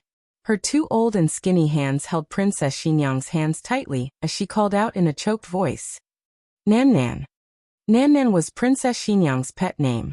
Princess Xinyang listened with a pained expression. She didn't dare to go in, but she also didn't dare to openly eavesdrop. She could only sneak closer to the door and try to prick up her ears. She knew she shouldn't do this, but if she didn't do this, how could she understand the princess's illness? She heard Princess Xinyang say softly, "Don't call me that. It's disgusting." Disgusting? This reaction. Eugene heard old Princess Consort Liang say guiltily, "Nan Nan, are you still angry at granduncle and grandaunt? Do you blame granduncle and grandaunt for not taking good care of you? Back then, you broke your leg in the manor, and were trapped in the well for a night before being found. It was granduncle and grandaunt's negligence. Granduncle and grandaunt should have put in more effort. Also your marriage with Marquis Xianping. He's an unreliable person. If I had known, granduncle and grandaunt would have stopped this marriage no matter what. Enough. Don't be angry. If granduncle and grandaunt did anything wrong, just say it. You can get angry at granduncle and grandaunt will accept it. Granduncle and grandaunt suddenly went to the fief because we had no choice. Originally, we wanted to take you with us, but you're a princess in the end. You can't stay with us forever. Don't think that granduncle and grandaunt abandoned you. Princess Xinyang was about to collapse. Some truths could never be spoken. But it wasn't that the other party didn't know. It was because she didn't dare to speak the truth. Old Princess Consort Liang used a handkerchief to wipe her tears. She cried sincerely and guiltily. You can blame granduncle and grandaunt however you want, but your granduncle is old and about to die. Before he leaves, he wants to see you. Your granduncle loves you the most. Since he used to love you so much, you should go and see him for the last time. Princess Xinyang clutched her chest and retched. Her eyes were red as she glared fiercely at her. How could this person have the face? How could she have the face to say such things? Princess Xinyang was so angry that her entire body trembled. Old Princess Consort Liang did not give up. She pleaded with a sorrowful expression, but her eyes were filled with a woman's jealousy and disdain. Princess Xinyang could not hold on any longer. Her body trembled violently, and large drops of tears fell down. She wanted to escape, but she had nowhere to go, as if she was trapped by a demon. The world spun, and the sounds in her ears became slow and indistinct, until she heard old Princess Consort Liang scream. Ah! A tall and muscular figure strode in. His large, calloused hand grabbed old Princess Consort Liang's collar and dragged her out of the wheelchair. Like dragging a sack, he ignored old Princess Consort Liang's screams and dragged her all the way through the courtyard. Then, he threw her out of the door without a trace of politeness. Old Princess Consort Liang was old. With this dragon fall, she almost lost half her life. Princess Consort Gui Momo and the others scrambled over. Old Princess Consort Liang leaned weakly in Gui Momo's arms. She panted as she looked at the tyrannical man. Xian. Marquis Ping. Marquis Xianping looked down at her. This marquis respects the old and loves the young, but I do not respect old beasts. Everyone turned pale with fright. Was Marquis Xianping crazy? He actually dared to speak like this. Gui Momo looked at him angrily. Marquis Xianping, how dare you humiliate old Princess Consort Liang like this? Aren't you afraid of being beheaded? Marquis Xianping chuckled and kicked over, causing old Liang Wangfei and Nanny Gui to be turned upside down. Old Princess Consort Liang spat out a mouthful of blood on the spot. Everyone was scared silly. They thought of the rumors in the capital. Marquis Xianping had always been the topic of conversation for the people in the capital. However, when they talked about him, they mostly talked about how dissolute he was and how shameless he was. As for his temper, no one criticized him. He rarely got angry with people. At most, he was shameless. He always laughed and pranked people. However, right now his entire person was covered in a layer of frost. He was like a long sword shining with cold light. The latest chapter of this book is not finished yet. For more exciting content, please scan the QR code below to download the app. The novel will be updated even faster. Millions of novels will be read for free. Novels with connotations that can't be found online are all available here. https://www.zhhbqg.com/89642_89642826/1082765773. HTML Genius memorized this website's address in a second. www.zhhbqg.com Bikugo mobile reading website.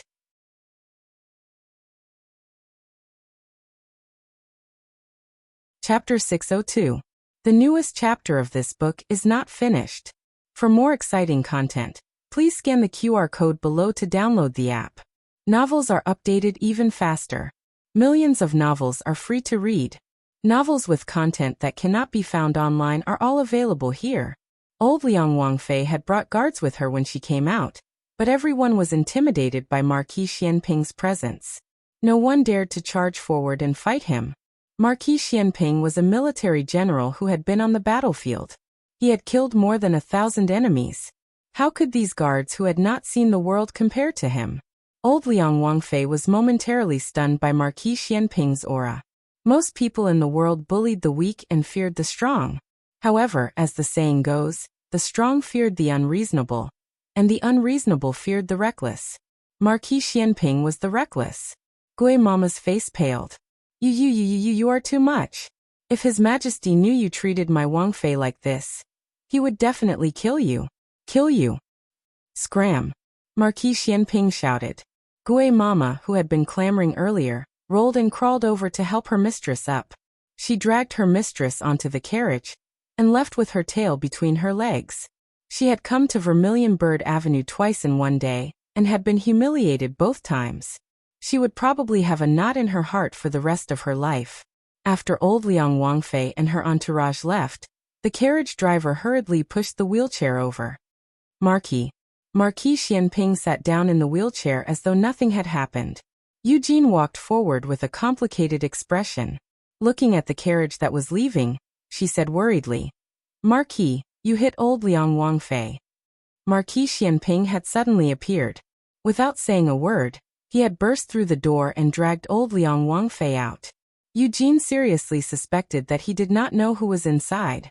Unexpectedly, Marquis Xianping only lightly responded, "Your Marquis knows." "Eugene, your Marquis? Was there anyone who called themselves that?" Marquis Xianping was a decisive person. He did things cleanly and efficiently, never dragging his feet. He rarely felt conflicted, but right now he was conflicted. Should he go or not? His brow furrowed, but in the end, he still pushed the wheelchair in. Princess Xinyang was still sitting at the head of the bed, her hands clutching the quilt tightly, her eyes glazed over. Marquis Xianping knocked on the open door. Princess Xinyang's eyelashes fluttered as she came back to her senses. Only then did Marquis Xianping stand up and move the wheelchair in. He came to the front of the bed and realized that he had acted too quickly. He had only dragged the old woman out and hadn't thrown her wheelchair out. "Eugene," he called out. Eugene entered the room and looked at the empty wheelchair at the side. She nodded knowingly and pushed old Princess Consort Liang's wheelchair out. Princess Xinyang raised her hand and calmly wiped away the tears on her face. She didn't look at Marquis Xianping. Instead, she looked at the other side of the bed and asked, "What did you find?" She was asking about what they had found, not what they had heard. Indeed, no one who had heard old Princess Consort Liang's well-meaning words would think that old Princess Consort Liang had done anything wrong. Marquis Xianpingho said frankly, "I have a steward under me called Lu Zhao. He once worked in the capital's Liang household. He said that you didn't seem to be very happy in the Liang household, but everyone, including him, believed that you were doted on by the old Liang household and lived very well." Princess Xinyang was slightly surprised. "That's all?" Marquis Xianping shrugged. "Yes, that's all." Princess Xinyang murmured in disbelief. "Then why did you treat old Princess Consort Liang like that?" Marquis Xianping looked at her, baffled. "Qin Fengwan, do you need cold evidence to see if you're living well? If even a single word she said could be trusted, would you have done that? Are you crazy or am I blind? I can't even tell if you're happy or not." Princess Xinyang looked at him in a daze. "It's that simple?" Marquis Xianping met her gaze. "How difficult is it?" Princess Xinyang laughed self-deprecatingly. "Yes, how difficult is it? Mother, can I not see ninth granduncle later? What's wrong? Your ninth granduncle and ninth grandaunt came specially to see you. They bought your favorite snacks. Don't you like ninth granduncle and ninth grandaunt a lot?" All right, don't be willful. Mother knows you're still angry about me punishing you for copying, but Mother is doing this for your own good. Your imperial father has so many children, and Mother doesn't have a son. If you don't live up to expectations, we'll have a hard time moving forward. Your ninth granduncle comes to see you every time he enters the palace. Your imperial father thinks more highly of you, so he comes to Mother's palace more often. Soon Mother will give you a younger brother. At that time, we'll have someone to rely on in the harem. Does consort you know?" Marquis Xianping interrupted Princess Xinyang's thoughts. Princess Xinyang clutched the blanket tightly and said in a normal tone, "No what? Nothing at all." Marquis Xianping looked deeply at her and said, Old Liang Wang was greatly respected by the previous emperor, but he suddenly resigned from all his positions in the capital. He took his family to his fief and became an idle prince without an official position. He didn't return to the capital until the previous emperor passed away to offer his condolences. Little Qi, what nonsense are you talking about?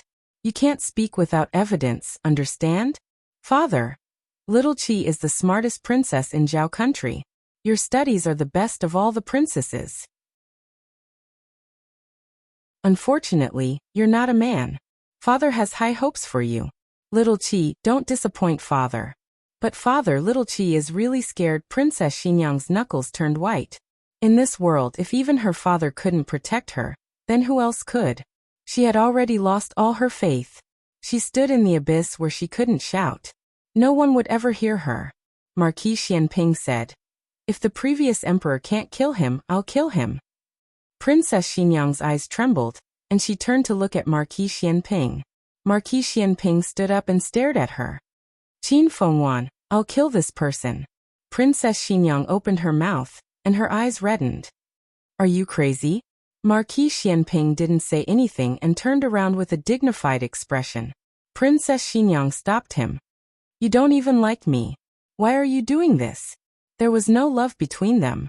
The only connection was probably their son Xiaoheng. How much feelings did Marquis Xianping have for Qin Fengwan? At first, he had indeed married her with great expectations. He once thought happily that he would love such a beautiful wife for the rest of his life. Who would have thought that Qin Fengwan wanted to marry him in name only? He didn't ask for it, so no matter how much he liked her, it faded. But fate made fools of people. He actually had a child with Qin Fengwan. "Whether I like you or not, you're Xiaoji's wife and my son's mother." After saying this, he strode out as if he wasn't injured at all. The coachman came to the door in a panic. He didn't dare to enter and could only say to Eugene outside, "My marquee wheelchair." Eugene pushed the wheelchair out. The coachman took it and ran out. Marquis, your wheelchair." Marquis Xianping whistled at the empty alley, and a proud, tall horse galloped over. It was Marquis Xianping's mount. Marquis Xianping mounted the horse. At this moment, Xiaoheng came over from the palace to visit Princess Xinyang.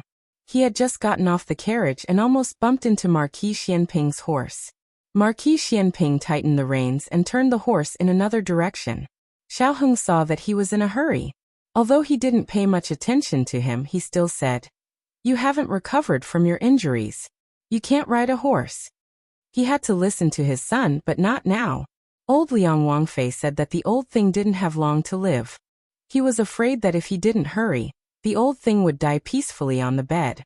He didn't deserve to die so happily. Marquis Xianping rode on horseback and said to his son, "You're a man now. Take good care of your mother. Don't let those dubious people bully your mother." Xiaoheng was taken aback. Of course he would take good care of his mother. He didn't need to be told. But why did he say this? Didn't he always treat him like a 3-year-old child? Your mother's mood isn't good. Be good. Don't make her angry in the next few days. This was what he would say. Marquis Xianping didn't care about the storm in his son's heart. Perhaps he himself didn't realize the change in his attitude towards his son. He treated him as a child, but in the face of important matters, his son had long since become indomitable. Marquis Xianping's horse left a trail of dust as he galloped toward the east of the city. The fief of the Liang household was 100 li east of the city. Inside the room, Eugene and Princess Xinyang could clearly hear the sound of horse hooves gradually fading away.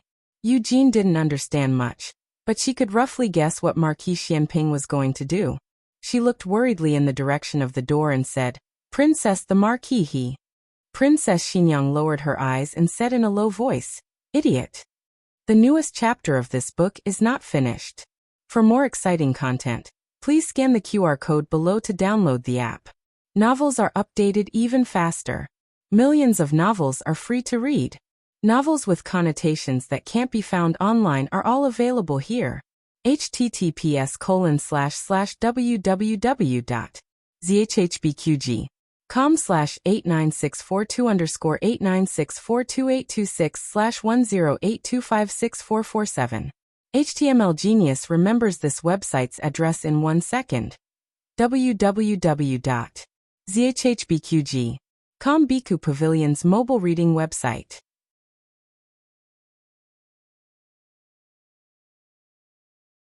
Chapter 603. The newest chapter of this book is not finished yet. For more exciting content, please scan the QR code below to download the app. Novels are updated even faster. Millions of novels are free to read. Novels with connotations that cannot be found online are all available here. Xiao Heng did not know about Princess Xinyang, but there seemed to be an indescribable tacit understanding between father and son. Old Liang Wangfei had come and was driven out by Marquis Xianping. This information was enough. Marquis Xianping looked unruly, but he would never mess around in Princess Xinyang's territory, especially when she had such a noble status. In the past, it had always been Princess Xinyang protecting him. Now that he had grown up, it was his turn to protect Princess Xinyang. Father and son had the same thinking on this issue. No one could bully Princess Xinyang, not even Emperor Xian's granduncle and grandaunt. Old Liang Wangfei had been beaten, so she would definitely send someone to the palace to complain. Xiao Heng went all the way and led people to surround the old Liang Wangfu. The reason was that someone intended to harm the imperial family, and the Ministry of Justice had been ordered to protect King Liang's family. Moreover, for their safety, it was best that no one left the Fu before the assassin was caught. You are putting them under house arrest. At the entrance of the Liang Wangfu, Nurse Gui angrily said to the Ministry of Justice. Assistant Minister Li clasped his hands and politely said, "Nurse, you are too serious. King Liang is His Majesty's granduncle. How could we dare put his family under house arrest?" The Ministry of Justice received a report saying that old Liang Wangfei was attacked and injured on the way. We are also thinking for the safety of old Liang Wangfei, Prince Consort, and the others. Nanny Gui angrily said, "What assassin? It was Marquis Xianping who did it. Why aren't you going to catch that thief?" Assistant Minister Li said strangely, "Marquis Xianping is a hero who helps when he sees injustice. He was the one who chased away the assassin. Nurse, are your eyes playing tricks on you?" You. Nurse Gui was so angry that she was dumbfounded. The murderer was clearly Marquis Xianping. How did he become a hero? How could he reverse right and wrong like this? Old Liang Wangfei naturally would not let it go. After all, she had grown up in the capital. Even if she lost her official position, her foundation was still there. She would find a way to spread the news. Unfortunately, Xiao Heng had already gone to the Palace of Earthly Tranquility. Empress Xiao would not give those people a chance to send the news to the Imperial Palace. "Your Majesty," Empress Xiao made a trip to Pure Flower's palace. "I heard that old Liang Wangfei was attacked by an assassin on the streets. It was Chenqia's older brother who saved her. She suffered some light injuries, but it shouldn't be a problem." Chenqia's older brother has already gone to catch the assassin. The emperor frowned and said, "Why would there be an assassin trying to assassinate old Princess Liang?" Empress Xiao said calmly, "Who knows? The assassination happened outside Princess Xinyang's residence. Perhaps the assassin wanted to target Princess Xinyang. Does your Majesty still remember the people of Yan Kingdom? Could it be that the remnants of their party have not been eliminated yet, so they came to seek revenge on Big Brother? Unfortunately, old Liang Wangfei was present and was injured by mistake?" The emperor said thoughtfully, "That's possible."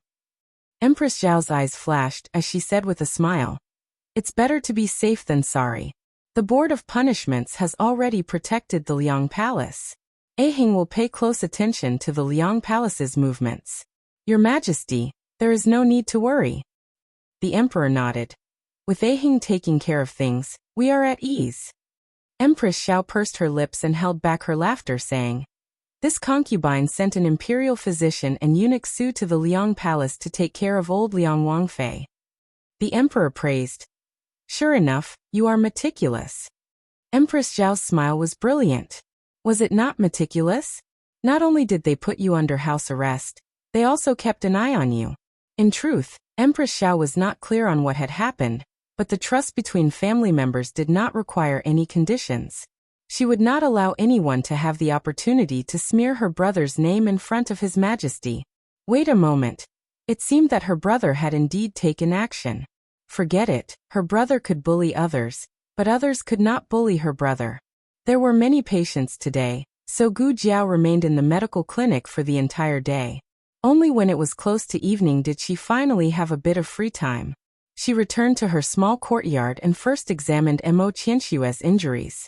She then examined Hua Xiao's. Mo Qianxue had been injured earlier than Hua Xiao, but her injuries were also severe. Even now, she had not fully recovered. On the other hand, Hua Xiao's stitches had already been removed. The reason that she was still here was because she did not want to go to the Board of Punishment's prison. Why are you at a loss today? Is there something on your mind? Mo Qianxue sat on the bed and asked Gu Jiao. She was still in the same room as Hua Xiao, and Hua Xiao was sleeping on a small bed. Gu Jiao asked, "Am I?" Mo Qianxue looked at her and said, "You are. Since you came in, you have furrowed your brow 3 times." Gu Jiao herself did not notice. Hua Xiao laughed. Dr. Gu just saved the 7th prince and made a great contribution. What is there to be depressed about? It shouldn't be that you had a fight with husband, right? Gu Jiao looked at her in confusion. How did you know? Hua Xiao thought to herself, I was just randomly guessing. Who would have thought that I would be able to guess this? Mo Qianxue suddenly sat up straight, lightly coughed and asked, Aren't you two very close? What happened? Did you have a fight? After living here for so long, of course, she was completely aware of the relationship between Gu Jiao and Xiao Lulang. She really did not expect that the guy who said that he would never marry in his life in the Yan Kingdom would pretend to be Xiao Lulang and marry a little girl from the Zhao Kingdom. She did not know what he was thinking. Didn't he say that he would not live long and could not harm the girl? Was he coveting Gu Jiao's medical skills, so he would rather sacrifice his body? No wonder she saw that his body was so much stronger than when he was in the Yan Kingdom. Mo Qianshue's train of thought was running wild. Gu Jiao shook her head. We didn't have a fight. He just ignored me. Puff. Hua Xiao laughed even more miserably. If you quarrel, at least he is willing to talk to you. If he ignores you, it shows how dangerous your relationship is. Is it? Gu Jiao did not understand this. Mo Qianxue hurriedly said. If he ignores you, then he ignores you. You also ignore him. But I want to talk to him, Gu Jiao said seriously. Mo Qianshue's face instantly darkened. Hua Xiao laughed so hard that she trembled. If Mo Qianxue was unhappy, she was happy. If Mo Qianxue was not happy that the two of them were stuck together, she would help them get back together. Hua Xiao sat on her small bamboo bed, waved the round fan in her hand, and smiled charmingly. Why don't you tell me what happened between you two? Gu Jiao was tidying up the small medicine box. Hearing this, she paused and told her that she went to see Lu Yixing off. Except that she did not mention Lu Yixing's name. Hua Xiao said, So you mean that your husband has never heard you play the zither, but you played it for another man? Humph. Mo Qianxue threw the pillow heavily on the bed in a fit of anger. Gu Jiao. Why do I feel that the backyard is on fire again? Gu Jiao thought for a moment. It seems so. Hua Xiao laughed and said, Of course he is angry. I'm afraid that he has fallen into a vinegar jar now. 10 jars of old vinegar are not enough to drink. Gu Jiao said, Is it so exaggerated? Hua Xiao waved the cattail leaf fan and said, But it's okay. You two are a couple. When he comes back at night, you just have to coax him. How to coax him? Gu Jiao asked. Do I need to teach you this?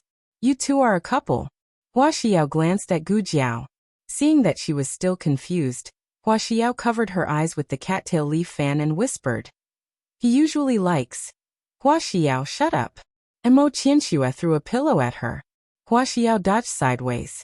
Anyway, she had finished talking. But Dr. Gu's reaction was not right. Hua Xiao frowned and said, You don't even know what kind of he likes best? Have you two consummated your marriage? Gu Jiao rolled her eyes. Hua Xiao's eyes widened. You really haven't consummated your marriage? I heard that he used to be a cripple. Is it because his leg is also broken? He can't do it. Gu Jiao said seriously. He can do it. Hua Xiao's eyes were sharp. You didn't answer the first question. You two really haven't consummated your marriage. There is only one possibility for a man not to consummate his marriage with his wife. And that is him. No. Yes. Or he thinks you are ugly. You are ugly. Mo Qianxue grabbed another pillow and threw it at Hua Xiao. This time, she used some internal force. Hua Xiao didn't dodge and was hit in the head. Hua Xiao touched her head and gasped. Mo Qianxue, are you crazy? Mo Qianxue showed her silver needles and said coldly, Hua Xiao, if you talk nonsense again, I will cut your tongue. Hua Xiao couldn't beat Mo Qianxue, so she could only roll her eyes back. However, just as Gu Jiao packed up her things and walked past her, she tugged at Gu Jiao's sleeve and used the fan to cover her face. She whispered to Gu Jiao, I'll teach you a way. I guarantee that you'll coax him well. After dealing with old Princess Liang's affairs, Xiao Heng went to the Hanlin Academy. Recently, he had spent too much time in the Ministry of Justice and neglected the official business of the Hanlin Academy. He buried himself in work and didn't come out until the next day. He was a little depressed today and wanted to go out for a walk. As soon as he reached the door, he heard a familiar voice calling him. Lu Lang. He turned around in surprise and saw Feng Lin jumping down from a carriage in high spirits. Feng Lin returned to Yuzhou with Lin Qingye before the new year. He was supposed to return to the Hanlin Academy at the beginning of the year, but it was said that there was an emergency at home, so he asked for an extra month's leave. Xiao Heng walked towards him, and Feng Lin also ran towards Xiao Heng. The two stopped on the bluestone path in front of the Hanlin Academy. Feng Lin patted Xiao Heng on the shoulder. Long time no see, you have grown taller. Have I? Xiao Heng said. You seem to be stronger too. Of course. Feng Lin was in high spirits. Xiao Heng planned to walk alone, but since a friend came, it would be good to go out with him. You came at the right time. Before he finished speaking, Feng Lin turned back and said to the carriage, Wife, get off and meet Lu Lang. He is the new top scorer I told you about. Xiao Heng's expression froze. Wife. Feng Lin is married. I asked for leave because of the marriage. I only found out why my parents wanted me to go back for the new year. When I went back, they arranged a marriage for me. Feng Lin explained embarrassedly. A young woman came down from the carriage. Judging from her clothes, she seemed to be from a rich family, and her manners were decent. She is the daughter of one of our officials, Feng Lin whispered. Her surname is Hu. Feng Lin's family was poor, but he was a two-time jinshi and successfully stayed in the Hanlin Academy. The local officials saw his potential and did not hesitate to marry their daughter to him. Madame Hu and Xiao Heng greeted. Greetings, Lord Xiao. She was a woman with pure eyes. Xiao Heng cupped his hands and returned the greeting. Feng Lin saw that Madame Hu was tired and hurriedly said to Xiao Heng, We have been on the road for several days, and my wife is tired. I will take her back to the house to rest first. We will catch up later. Xiao Heng did not expect that Feng Lin would go alone and come back with Madame Hu.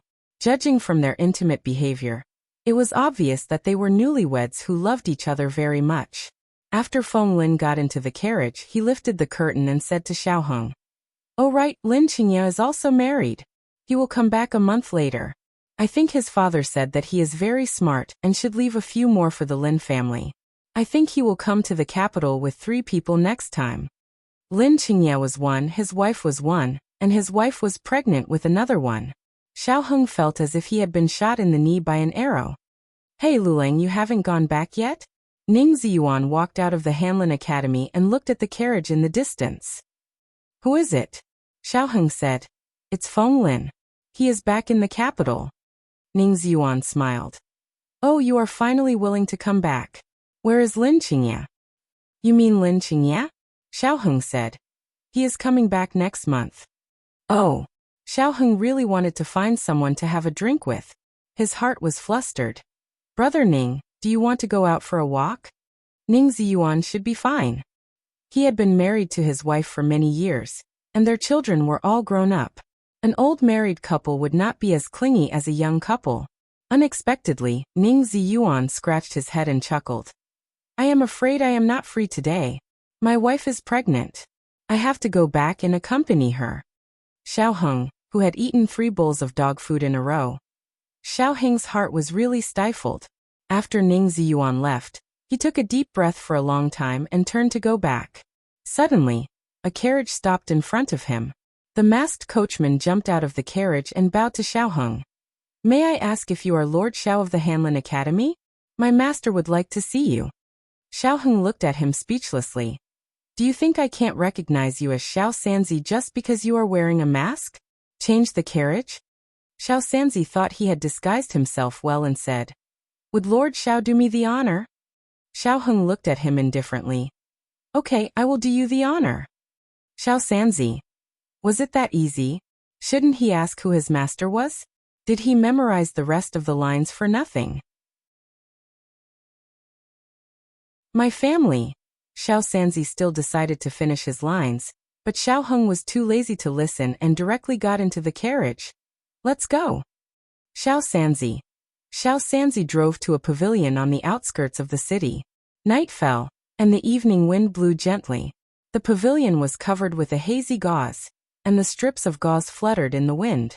The lanterns hanging in the 4 corners of the pavilion emitted faint candlelight, and under the illumination of the candlelight, a graceful figure sat behind a stone table, a pair of slender jade hands gently stroking the guqin on the table. Xiao Sanzi tactfully left. Xiao Heng stared blankly at the faintly discernible figure behind the gauze, and walked step by step toward the pavilion. It had to be said that this scene was too beautiful. The person was in the scenery, and the scenery was in the sound of the guqin. Every sound entered one's ears and tugged at one's heartstrings. Xiao Heng stood on the last step, and he would be able to enter the pavilion with one more step. His heartbeat suddenly sped up.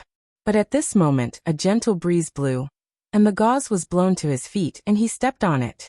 The gauze pulled on the ceiling, and the ceiling came crashing down on him. He was knocked unconscious on the spot. Gujiao. To be honest, the suspended ceiling was not heavy. The main material was the gauze and a few poles that hung the gauze, and only one of these poles was solid. But it was this solid pole that hit Xiao Heng. Gujiao facepalmed. What kind of luck is this? Xiao Heng woke up 15 minutes later. He sat on the stone bench and leaned on the stone table in the pavilion. The pavilion had been cleaned up, and even the fushi guqin was gone. Gu Jiao sat in front of him obediently. Xiao Heng touched his aching head, looked around, and then looked at Gu Jiao. You called me here just to kill me with a pole? Gu Jiao said seriously. I don't need a pole to kill you. I only need one hand. Xiao Heng. Gu Jiao picked up a box from the ground and put it on the table. Let me show you something good. No one has seen this before. You are the first one. When Xiao Heng heard that he was the first one, his eyes flickered, but he still looked indifferent on the surface. I don't care. It's very fun. Gu Jiao said. She opened the box and took out a small bamboo tube. There was a strange thread at one end of the bamboo tube. She asked, Do you have a match? Xiao Heng took out a match and handed it to her. Gu Jiao took off the cap of the match and blew on it, igniting the thread at the end of the bamboo tube. Then she threw the bamboo tube, and there was a loud bang. The bamboo tube actually exploded. Xiao Heng was stunned. This is a firecracker? No, firecrackers were made of bamboo. The one just now clearly wasn't. The air was filled with the strong smell of black gunpowder. Gu Jiao's lips curved. This is a firecracker. It's made of black gunpowder, but the composition is different. It won't explode and has to be ignited. Do you want to try? Xiao Heng's face was cold. What's there to try? Gu Jiao raised her eyebrows. Are you afraid that it will explode? Xiao Heng said seriously. How could I be afraid? Here. Gu Jiao took out a small bamboo tube and handed it to him. Xiao Heng's fingertips trembled, but he braced himself and took it. There's also a match. Gu Jiao said. Xiao Heng held the firecracker in one hand and the match in the other, his throat moving. Gu Jiao said. The fuse I made is very long. There's enough time to throw the firecrackers out. Xiao Heng didn't point. Gu Jiao came behind him and grabbed his stiff hands. Like this, Gu Jiao guided him to light the firecrackers. Quick, throw it out. Xiao Heng threw it out fiercely. Bang. The firecrackers exploded. Xiao Heng's eyes widened in an instant. Men had absolutely no resistance to firecrackers. Gu Jiao handed him another one. One and one after another. A certain someone was having a lot of fun. When there was only one firecracker left, Xiao Heng was beside himself with joy. He lit the fuse and threw out the match. The latest chapter of this book is not finished yet. For more exciting content, please scan the QR code below to download the app. The novel will be updated even faster. Millions of novels can be read for free. There are all kinds of novels that can't be found online. https://www.zhhbqg.com/89642_8964286/1082555807. HTML Genius memorized the website address. www.zhhbqg.com Bikugo mobile reading website.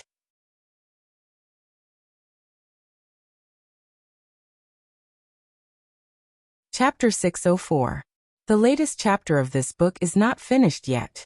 For more wonderful content, please scan the QR code below to download the app. The novel is more complete and updated faster. Millions of novels are free to read. There are novels with connotations that can't be found on the internet here. Men really don't care about age when they are childish. He deliberately threw out the fuse at the last second before it burned out. Gu Jiao really didn't have time to stop him. With the last song of the firecrackers tonight, Xiao Heng was blown up into a little black chicken. Xiao Heng had an afro and black smoke coming out of his mouth, as if he had been struck by lightning. Gu Jiao covered her eyes. In the small courtyard of the medical center, Hua Xiao walked back and forth in the room, which made Mo Qianxue dizzy. Hua Xiao, what are you doing? Mo Qianxue said impatiently. Hua Xiao waved her fan, looked at the courtyard outside the door, and said, I'm waiting for Dr. Gu's news. I've given her so many advice, I don't know how they are now. Mo Qianxue said angrily. You're really nosy. Hua Xiao smiled. How is this meddling in other people's business? Young master is dead, Immortal Music House has been closed down, and I'm alone. The government is waiting for me to go to jail. Dr. Gu is my only thigh, so I have to hold on tight. Mo Qianxue said sarcastically.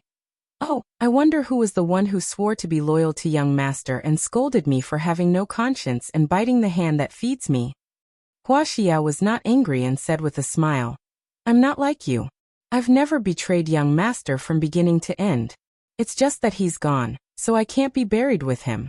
People still have to look forward. Mo Qianxue snorted coldly. You talk better than you sing. Hua Xiao rolled her eyes.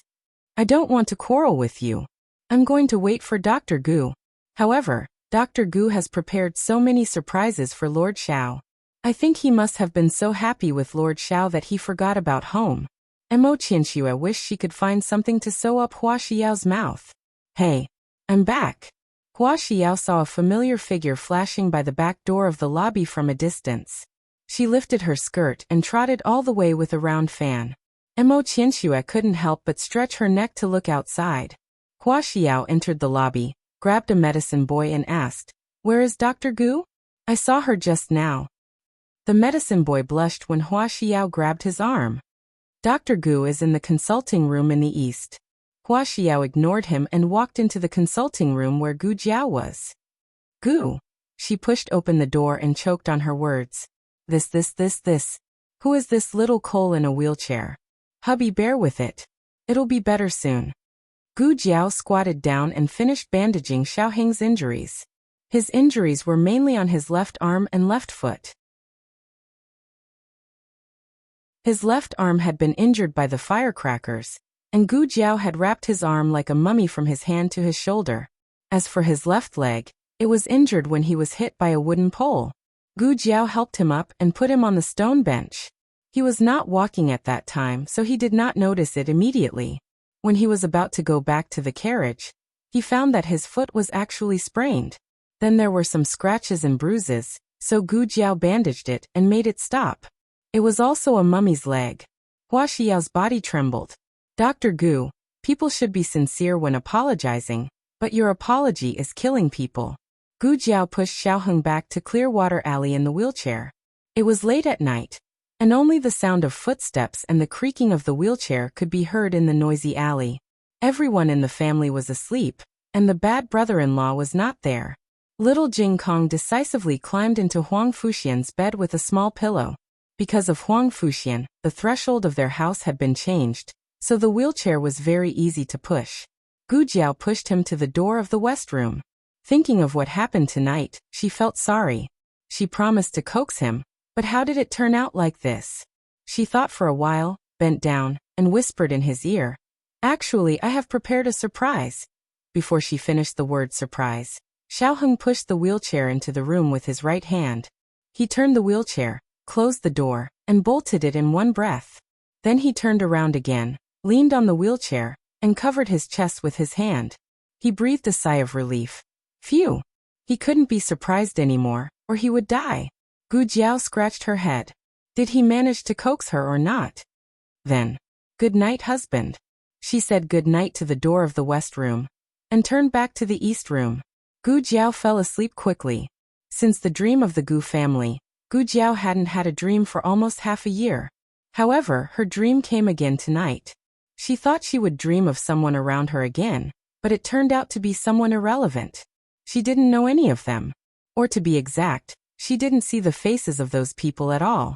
It was a terrible rainstorm that lasted for a whole day and night, causing landslides and mudslides. There happened to be a village at the foot of the mountain, and the whole village was submerged. Perhaps because it was a natural disaster, it wasn't delayed or brought forward by human influence. It happened at midnight the day after tomorrow. If it was during the day, there might be people who could be alert, but they all fell asleep in the middle of the night. No one in the village could escape. After Gu Jiao woke up, she went directly to Xiaoheng's west room. Xiaoheng had just woken up.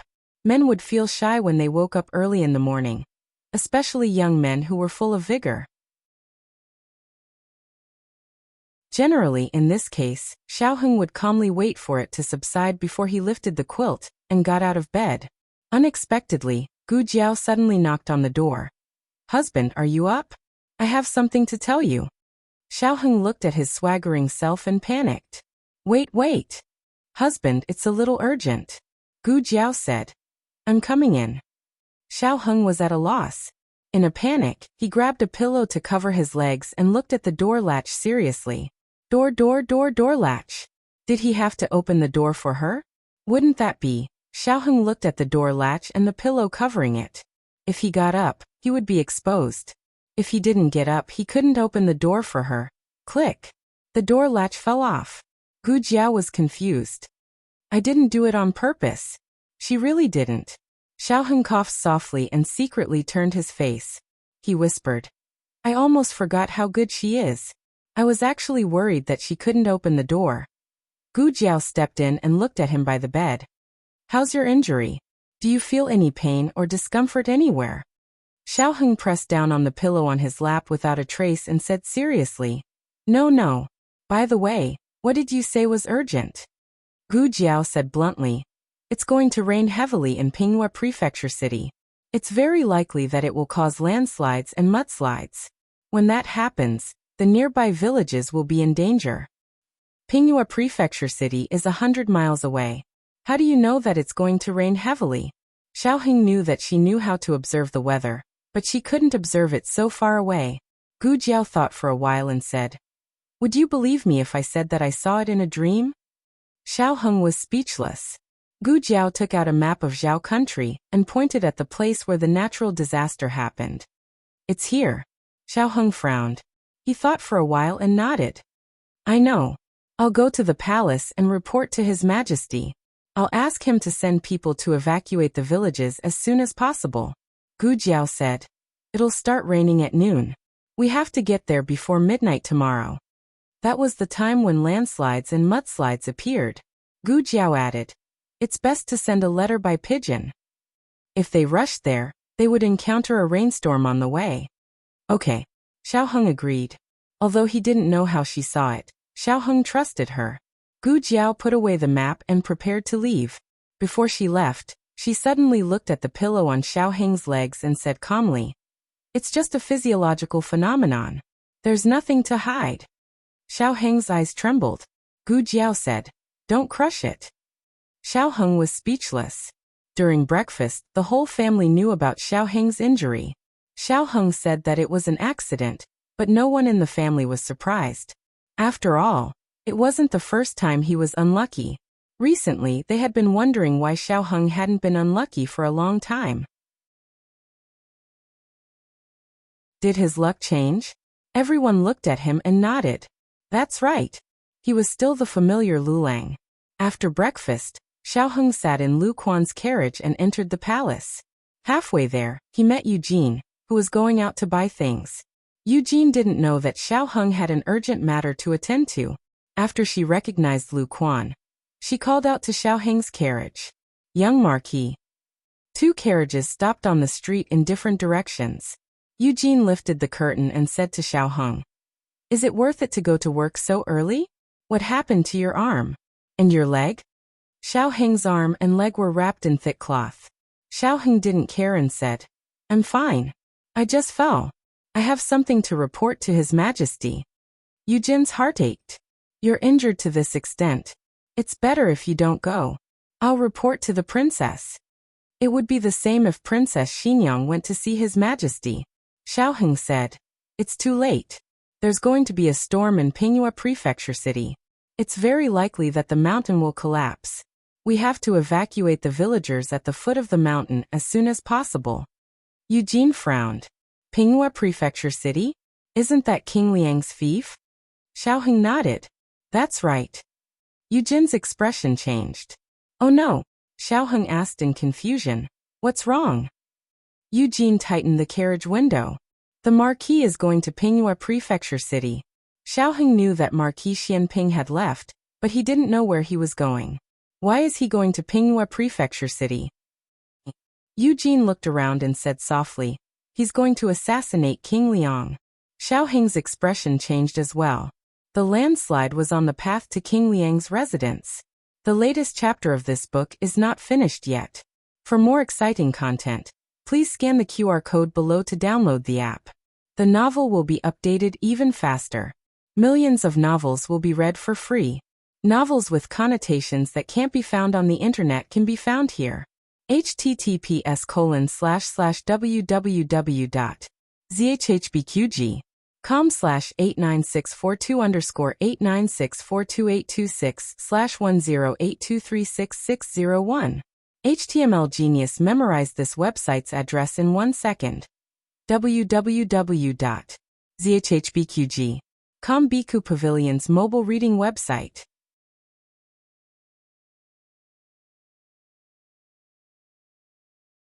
Chapter 605. The newest chapter of this book is not finished yet. For more exciting content, please scan the QR code below to download the app. Novels are updated at a faster rate. Millions of novels are free to read. Novels with content that can't be found online are all available here. Princess. Bad news. Vermilion Bird Avenue. Yujin got off the carriage, lifted her skirt, and ran straight for Princess Xinyang's room. Princess Xinyang was sitting by the window, practicing her calligraphy. She had gotten over her emotions much faster this time. After just a day, she was already able to calmly do her own things.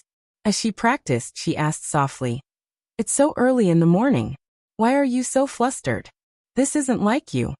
Eugene was suddenly hesitant. Should she tell the princess about this? She followed the princess, and the princess was her master. Marquis Xianping was just a stranger working with the princess. But no matter what, the Marquis had gone to assassinate King Liang for the princess' sake. If something happened to the Marquis, the princess would feel a bit guilty, right? Princess Xinyang asked. "What happened? Did someone from your family come looking for you again?" Yujin was a favorite of Princess Xinyang's. Her family wasn't very reliable, and would come looking for Yujin from time to time. Yujin steeled her heart and said, "It's not about Yujin's family. It's about the Marquis. Something happened to the Marquis." Princess Xinyang's hand paused. She asked calmly, "What happened to him?" Yujin said anxiously, "Didn't the Marquis go to King Liang's fief? I ran into the young Marquis just now. The young marquis said that a natural disaster is about to befall King Liang's fief, and that it will happen on the marquis's path. With a swoosh, Princess Xinyang's brush drew a long line on the paper.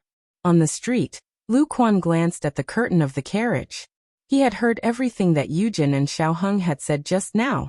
Marquis Xianping was an unruly person, but he was actually so daring as to even kill the previous emperor's granduncle. This surprised Lu Quan. To be honest, he was curious about the reason behind this, but now wasn't the time to satisfy his curiosity. Lulang, what do we do now? Even though he already knew his identity as the young marquis, he was still used to calling him Lulang. What to do? This was a huge problem for Xiaoheng. The journey to King Liang's fief was 50 kilometers long, and Marquis Xianping had already set out last night. Judging by his speed, if he wasn't stopped as soon as possible, he would run into a landslide or a mudslide. Every minute of delay was dangerous. In particular, the messenger pigeons could not reach him at all. That was used to save the villagers. There were pigeons flying back and forth between the various relay stations. Although there was a certain error rate, such as the carrier pigeons being killed or eaten by birds of prey on the way, this seemed to be the fastest and most convenient method at the moment. It was also inconvenient for pigeons to fly in a rainstorm. Thus, they had to arrive at the relay station before the rainstorm. They also had to leave enough time to inform the magistrate, as well as let the magistrate lead the troops to the villagers. On one side was Marquis Xianping, and on the other side were the villagers. Lu Quan could not enter the palace. If Lu Quan turned back to look for Gu Jiao, and then had Gu Jiao enter the palace to inform the emperor, they would be delayed for at least an hour. Moreover, he wasn't sure if Gu Jiao was at home. Perhaps she had gone to the clinic, or perhaps she had gone to a house call. Entering the palace was the fastest way to save the villagers, but this would delay his search for Marquis Xianping. He had to make a choice between his own father and the hundreds of villagers he had no blood relatives with. Luang! Lu Quan called out. Xiaoheng clenched his fists so tightly that they were trembling slightly. Enter the palace. There were less than 4 hours left before the rain. The carrier pigeons had to reach the relay station in Pingyue Prefecture City before then. In Pure Flower's palace, the emperor met with Xiaoheng. How did you know that it was going to rain in Pingyue Prefecture City? The emperor asked doubtfully. Xiaoheng didn't know how Gu Jiao was able to observe the weather from 100 li away, so he naturally wouldn't tell the emperor. Moreover, this wasn't the time to investigate Gu Jiao's abilities. The most important thing was to save the villagers who might be buried in the landslide. Xiaoheng said, I met a merchant who came from Pingyue Prefecture City. He said that Pingyue Prefecture City has been particularly stuffy these past 2 days. The sky is gloomy, as if it's going to rain. He also said that when he passed by the official road near Creek Village, he was almost hit by a rock that slid down the slope. I read in the books of Hanlin Academy that this is a sign that the mountain is loosening. If it's really raining, it will definitely cause a landslide. When that happens, the villagers at the foot of the mountain will be in trouble. Fortunately, he had studied a lot of geography in Hanlin Academy. Otherwise, he wouldn't have been able to come up with such a reasonable explanation. Seeing that the emperor was deep in thought, Xiaoheng said seriously, Your Majesty, it's better to believe that there are more than 100 lives in Creek Village than not. The emperor's expression turned serious. If your deduction is true, then the war and natural disasters that have plagued the Zhao nation for the past year. Are these warnings from the heavens? Xiaoheng hurriedly said. Your Majesty, saving people is more important. The emperor sighed. I understand. We will send people to Pingyue Prefecture City right away. Xiaoheng said seriously. I'm afraid that they won't be able to make it in time. Your Majesty, why don't we prepare for both eventualities? We'll send a carrier pigeon first. The emperor accepted Xiaoheng's suggestion and called Eunuch over, ordering him to do it immediately. After leaving Pure Flower's palace, Xiaoheng sat in his family's carriage. He then asked Lu Quan, Uncle Lu, have you changed the horses that I asked you to? I've changed them. They're all the fastest war horses in the Imperial Guard, but... Lu Quan looked at Xiaoheng's arms and legs worriedly. You're injured like this, so it's inconvenient for you to travel. Let me go. If you think that I won't be able to catch up, you can send the officers from the Ministry of Justice. Otherwise, you can go find the Empress Dowager and Empress and ask them to send a few imperial experts. Xiao Heng shook his head. You won't be able to stop him. Marquis Xianping had a stubborn temper. Once he made up his mind to do something, not even a landslide or a tsunami could stop him. Moreover, would he believe them if they told him that a mountain was about to collapse? He wouldn't believe them. He wasn't afraid either. If he did, he wouldn't be Marquis Xianping anymore. He wouldn't be able to fight so many wars or assassinate the previous emperor's granduncle. But didn't the Marquis leave the capital yesterday? Can we catch up with him? Lu Quan wasn't looking for an excuse. He wanted to go alone and let Xiao Heng stay behind. Xiao Heng took out the map with his right hand and looked at the route on it. The mountain path is rugged. Even with his mount, he can only travel 60 li a day at most. He'll have covered half of the distance by noon today, and will enter Pingyue Prefecture's jurisdiction. However, there will be a rainstorm later, which will greatly slow him down. If we set off from the capital, we won't encounter a rainstorm. If we speed up, we can enter Pingyue Prefecture by tonight. That way, the distance between us won't be too far. Lu Quan exclaimed. It's true that you won't be too far away. However, once you enter Pingyue Prefecture, there will be a rainstorm. Even if you won't be too far away, you won't be able to catch up with him. The rainstorm in the fief won't only slow him down. Xiao Heng put away the map with one hand. What you said makes sense. However, he still had to go. Lu Quan was angry and distressed at the same time. Fine. I finally understand why no one can stop Marquis Xianping. No one can stop you either. You and your father are stubborn. Even though they knew it was impossible and dangerous, they still insisted on doing it. Xiao Heng's eyes turned cold. Let's go. After noon, Pingyue Prefecture was like an overturned basin. The heavy rainstorm came crashing down. The pedestrians on the official road began to take shelter from the rain. The small tea stall, which didn't have much business before, was instantly filled with people. Among all kinds of people, there was a tall and mighty figure that was particularly eye-catching.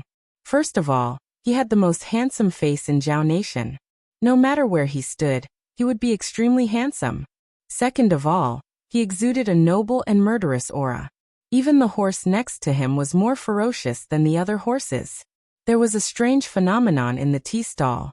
In order to avoid the rain, everyone was squeezing shoulder to shoulder.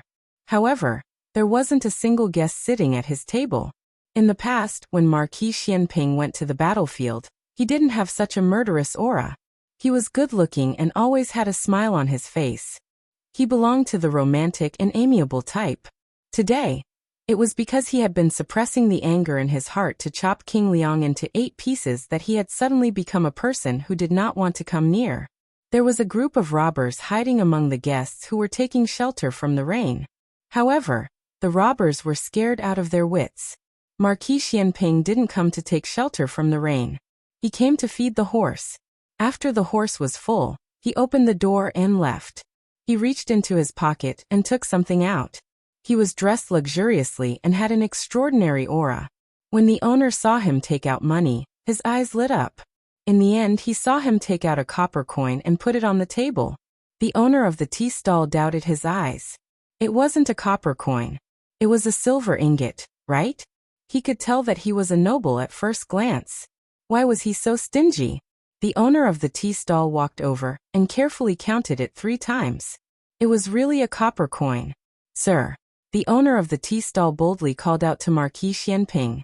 Marquis Xianping led the horse and looked at him strangely. The owner of the tea stall used his eyes to indicate the copper coin on the table. It's too little. At least give me 2. Marquis Xianping grunted and walked over. The owner of the tea stall smiled knowingly. In the next second, Marquis Xianping picked up the lonely copper coin and put it back into his pocket. The villagers here were really polite. They didn't charge for tea. The owner of the tea stall. The latest chapter of this book is not finished. For more exciting content, please scan the QR code below to download the app. The novel is updated even faster. Millions of novels are free to read. There are novels with connotations that can't be found online here. https://www.zhbqg.com/89642_8964226/10823544. HTML Genius memorized the website address in a second. www.zhbqg.com Biku Pavilion mobile version reading website.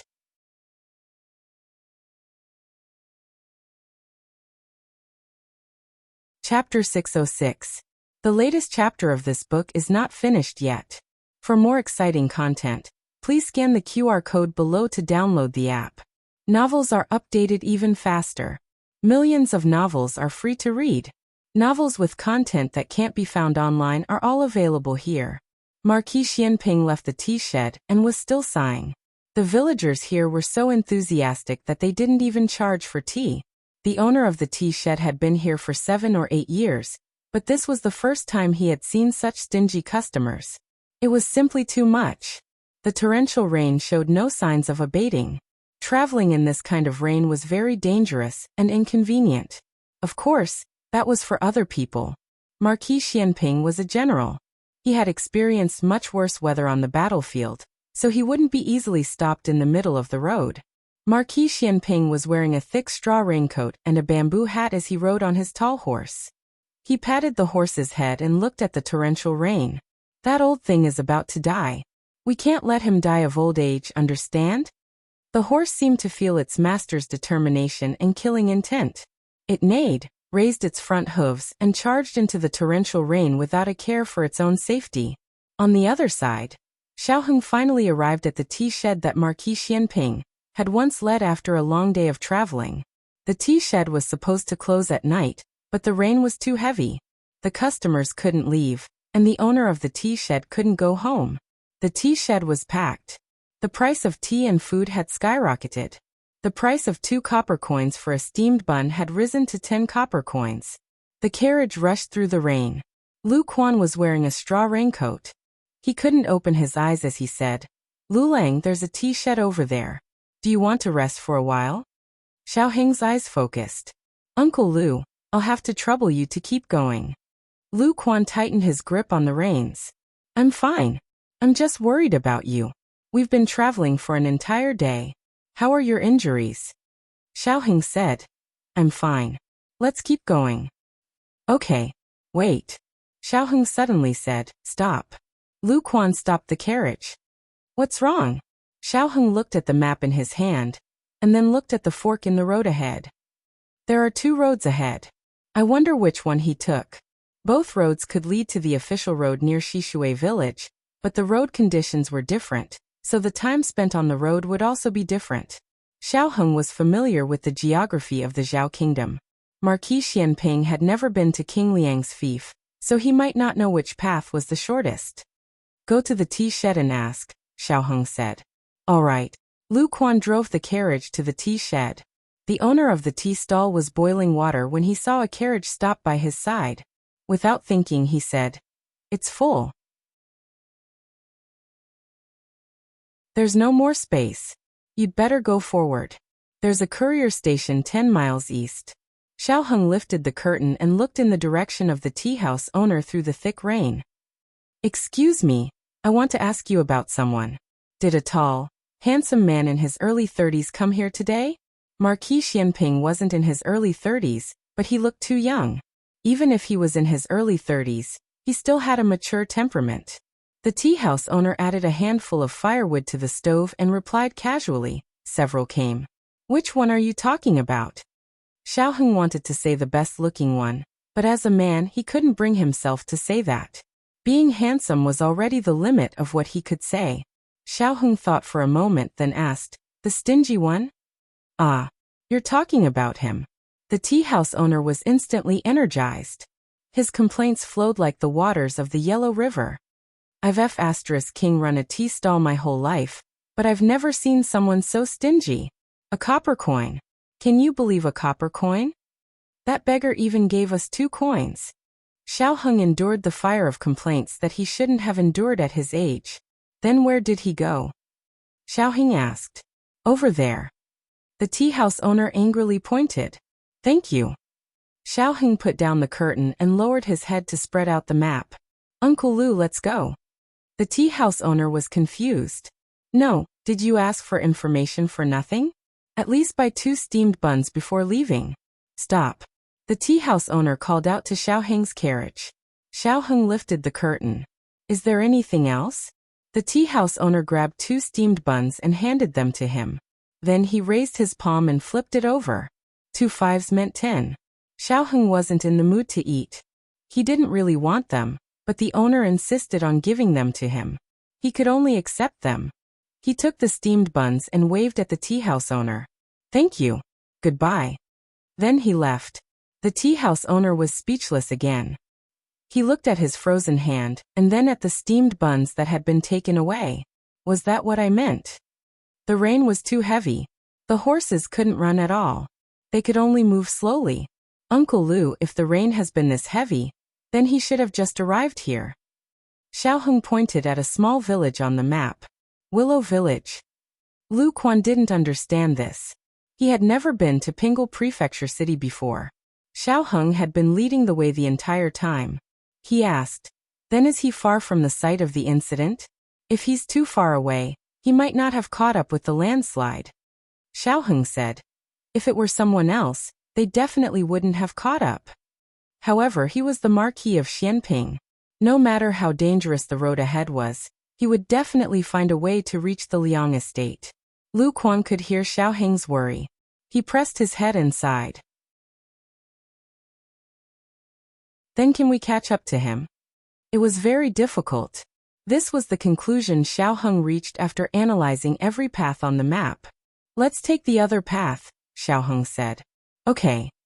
Lu Quan drove the carriage to the small path on the other side. This path seemed to be further than the one Marquis Xianping had chosen. However, it was flat and the road conditions were better.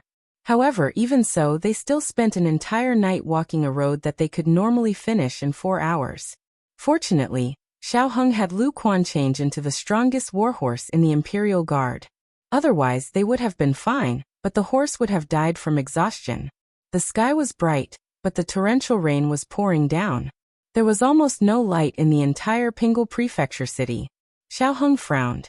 We haven't reached Willow Village yet. Marquis Xianping's speed was faster than theirs. At this rate, they wouldn't be able to reach the site of the incident even after midnight. Xiao Heng lifted the curtain and said to Lu Quan, Uncle Lu, let's go through the forest in the north. We can reach the vicinity of River Creek Village. Lu Quan was stunned. Go through the forest? That won't do. The carriage can't move. Xiao Heng said, we don't need a carriage. We'll ride a horse. Lu Quan disagreed. Can you ride a horse with your injuries? Xiao Heng took out a straw raincoat from the bottom of the carriage and put it on. Then he took out a bamboo hat and put it on. It's just a superficial wound. It didn't hurt my muscles or bones. It's fine. Even if it's a superficial wound, you can't get wet in the rain. Besides, even if you hurt your muscles and bones, will you stop? Lu Quan couldn't persuade him otherwise. He could only abandon the carriage by the roadside. Fortunately, there were 2 horses in the carriage. The 2 of them sat on 1 horse each and walked into the forest. Marquis Xianping's journey wasn't smooth. He had chosen the shortcut according to the map, but he encountered many problems. Marquis Xianping looked at the wooden bridge that was destroyed by the torrential rain and felt a toothache. There wasn't a shallow stream below, but a surging river. Marquis Xianping patted the horse's head and looked at the broken bridge with a determined expression. He turned around and walked back. After about 50 steps, he stopped and turned around again. His eyes became sharp. Giddy up. The horse raised its hooves and began to gallop. As they approached the broken bridge, Marquis Xianping's legs clamped down on the horse's belly and fiercely pulled on the reins. Facing the surging torrent, the horse didn't retreat. Instead, it followed its master's orders and leaped over the broken bridge. Good. After landing, Marquis Xianping patted it. Let's go. After passing through the village, they would reach the official road that led directly to the Liang estate. Old Liang Wang, your time of death has come. Luang. Slow down a bit. After falling down so many times, Lu Quan was almost out of strength. In their current situation, even the horses weren't willing to move. They could only lead the horses forward with great difficulty. Look, we're here. Xiao Heng pointed at the village in the torrential rain. That's Creek Village. Is there? The sky was too dark, and the rain was too heavy. Lu Quan's oil lamp couldn't illuminate much. They had been walking since morning, so he didn't know what time it was. He only knew that he really couldn't walk anymore. It should be almost midnight. Xiao Heng panted as he said, "Don't go over. Just wait for me here." That won't do, that won't do. Lu Quan sat on the ground. Xiao Heng took the oil lamp from his hand. He didn't lead the horse and walked towards the village. Luang. Lu Quan didn't even have the strength to call out. The villagers in the village had already been evacuated. All the poultry that could be taken away had also been taken away. The village was empty except for his lonely figure. He passed through the village. When he reached the village entrance, he heard the sound of horse hooves approaching on the official road. It's him. It's Marquis Xianping. Xiao Heng was too far from the official road. In the time it took to rush over, the horse was already far away. He had no choice but to walk forward in the rain while shouting, "Stop! Stop!" The sound of the torrential rain blocked out all other sounds. Even the sound of the horse hooves was weakened, let alone the sound of a distant person. But Marquis Xianping could still faintly hear a bit. It wasn't too clear. Was someone talking? Was someone calling him? It sounded like his son's voice. Then Marquis Xianping smiled. His son was in the capital, so how could he come here? He must have heard wrong. "Ja!" he shouted. Xiao Heng stared blankly as a man, and a horse passed by on the official road in front of him. He felt as if his breath was being choked.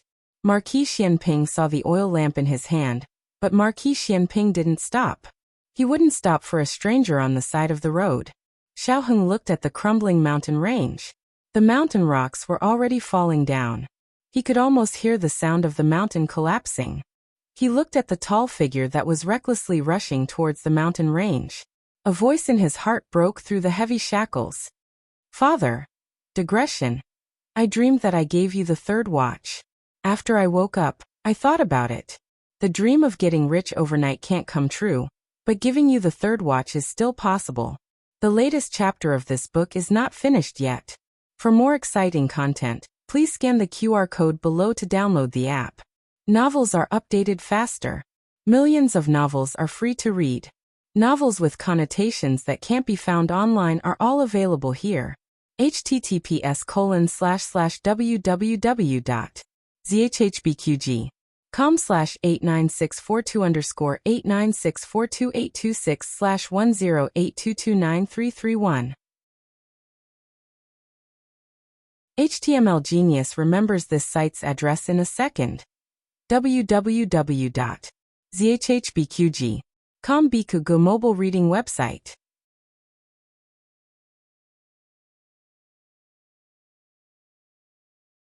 Chapter 607. The newest chapter of this book is not finished yet. For more exciting content, please scan the QR code below to download the app. Novels are updated even faster. Millions of novels are free to read. Novels with content that can't be found online are all here. His voice was drowned out by the dense rainstorm. No matter how he called out, Marquis Xianping's figure disappeared into the curtain of rain. Xiao Heng's strength was finally exhausted at this moment. He fell into a puddle on the side of the official road. The torrential rain poured down, mercilessly hitting his back. He tightly gripped a stone on the side of the road. The rain was icy cold, but when it fell into his eyes, it became boiling hot. In the end, he couldn't stop him. He still left. It turned out that there were some people and some things that, once missed, would never have another chance. It wasn't that he didn't cherish his son, but rather that his son didn't cherish his father. He would never have another chance to call him father again. "What did you just call me?" A familiar voice suddenly sounded above his head. Xiao Heng's body trembled. He thought he had heard wrong, but he still raised his head in a daze. He saw Marquis Xianping wearing a straw raincoat and a bamboo hat, riding a tall steed that had once accompanied him on expeditions. Marquis Xianping looked at him from the horse and asked again, "What did you just call me?" Xiaoheng raised his hand that was tightly pressed into the puddle. His heart sunk, and his feelings of grief and regret suddenly stopped. He turned his face and snorted. No, nothing. If it's nothing, then I'm leaving. Marquis Xianping said this and pulled the reins to turn the horse around. Fa father, Xiaoheng said through gritted teeth. Marquis Xianping's lips hooked. He turned the horse around naughtily and looked smugly at his son. You chased me for several hundred li just to call me father. It's 113 li. It wasn't several hundred li. Xiaoheng corrected him strictly and angrily. Marquis Xianping's smile was a bit annoying. He leaned over and reached out a hand to Xiaoheng. Xiaoheng was so tired that he couldn't stand up at all. He still had the strength to raise his hand, but Xiaoheng didn't want to pay attention to him. Marquis Xianping was thick-skinned. Even if his son ignored him, he could still ignore his son. Moreover, his son had just called him father and was very obedient. Xianping Ho directly grabbed Xiaoheng's arm and pulled him onto the horse's back. With his martial arts, even if he was injured, it was more than enough to carry a grown man. The father and son rode on the same horse, with Xiaoheng sitting behind them. At this moment, the father and son finally recognized each other. Marquis Xianpingho was in a good mood, and did not suppress the smile on his lips. I'm going to kill someone. Do you want to come with me, or do you want me to send you to the village below to hide? Xiaoheng's body trembled. You're going to die, but you're going to drag me down with you. Just how much hatred do you have for your own son? You can't go, Xiaoheng said seriously. I won't let anyone know that I killed him. Marquis Xianping didn't mention who he was going to kill, but he guessed that his son already knew. Otherwise, he wouldn't have chased him all the way to King Liang's territory. Xiaoheng said, that's not it. There's going to be a landslide up ahead, and it's going to cause a landslide. The entire road up ahead, including the village below, will be buried by the landslide. Marquis Xianping asked, where did you hear this from? Xiaoheng's expression didn't change. I'm a Hanlin official. I'm familiar with geography, and I also know how to observe the stars at night. Marquis Xianping said with a smile that wasn't quite a smile. Observe the stars at night? Isn't that the job of the imperial astronomer? I know how to do that as well. Xiaoheng boasted shamelessly. Marquis Xianping laughed. My son really is amazing. This was clearly a tone used to coax a child. Xiaoheng immediately understood that his father didn't take it to heart. It wasn't that he didn't believe in himself, but rather that he believed that he could make it through. The power of this natural disaster lay in the fact that it came without any warning. When the mountain began to slide, half of the mountain had already collapsed from the inside. Xiaoheng sternly said, if I say you can't go, then you can't go. Marquis Xianping slightly turned his head and helplessly said, Aheng, don't cause trouble. Xiaoheng began to cause trouble. I'm injured. I can't ride a horse, and I can't get caught in the rain. Marquis Xianping looked down at the village, and Xiaoheng immediately said, the people in the village have already evacuated. There are no doctors. In the end, Marquis Xianping was still defeated. Fine, I'll send you to the relay station first. He remembered that there was a small relay station 10 li back. Xiaoheng secretly calculated the speed and distance. When he arrived there, he should be able to avoid the landslide by delaying for a bit. He did not object. Marquis Xianping rode his horse back with his son. It truly deserved to be called a first-rank martial marquis horse. Other horses were so scared that they didn't dare move. Yet it was still able to jump around happily. Carrying another person was not a problem. The last time Xiaoheng sat on Marquis Xianping's horse was when he was young. He sat in front, and his small body was held in Marquis Xianping's embrace. Marquis Xianping always believed that a tiger would not have a dog son. He was a tiger, so his son must also be a tiger. That horse was taller than a person. The pitiful Xiaoheng's first time riding a horse was so bumpy that he began to doubt life, and began to cry loudly. It was Princess Xianyang who arrived in time to save Xiaoheng from the horse. From that moment on, Xiaoheng no longer dared to ride a horse. When did you learn to ride a horse? Those few years when you were a commoner? Marquis Xianping asked. This was the first time that father and son had seriously brought up the matters of those years. Marquis Xianping had asked before, but Xiaoheng had never given him a response. Tonight he responded. I learned from eldest brother. Marquis Xianping said. Your eldest brother? Speaking to this point he paused. Xiaoheng quietly said. His name is Xiaosu. Marquis Xianping frowned. Isn't his surname Cheng? His name is Cheng. Godan? Godan is his nickname, Xiaoheng said. Eldest brother changed his surname. Chen Yun's mother changed it. After Cheng Su's father died, the Cheng family came to take Cheng Su to his eldest uncle's family to raise. His eldest uncle's family had no son.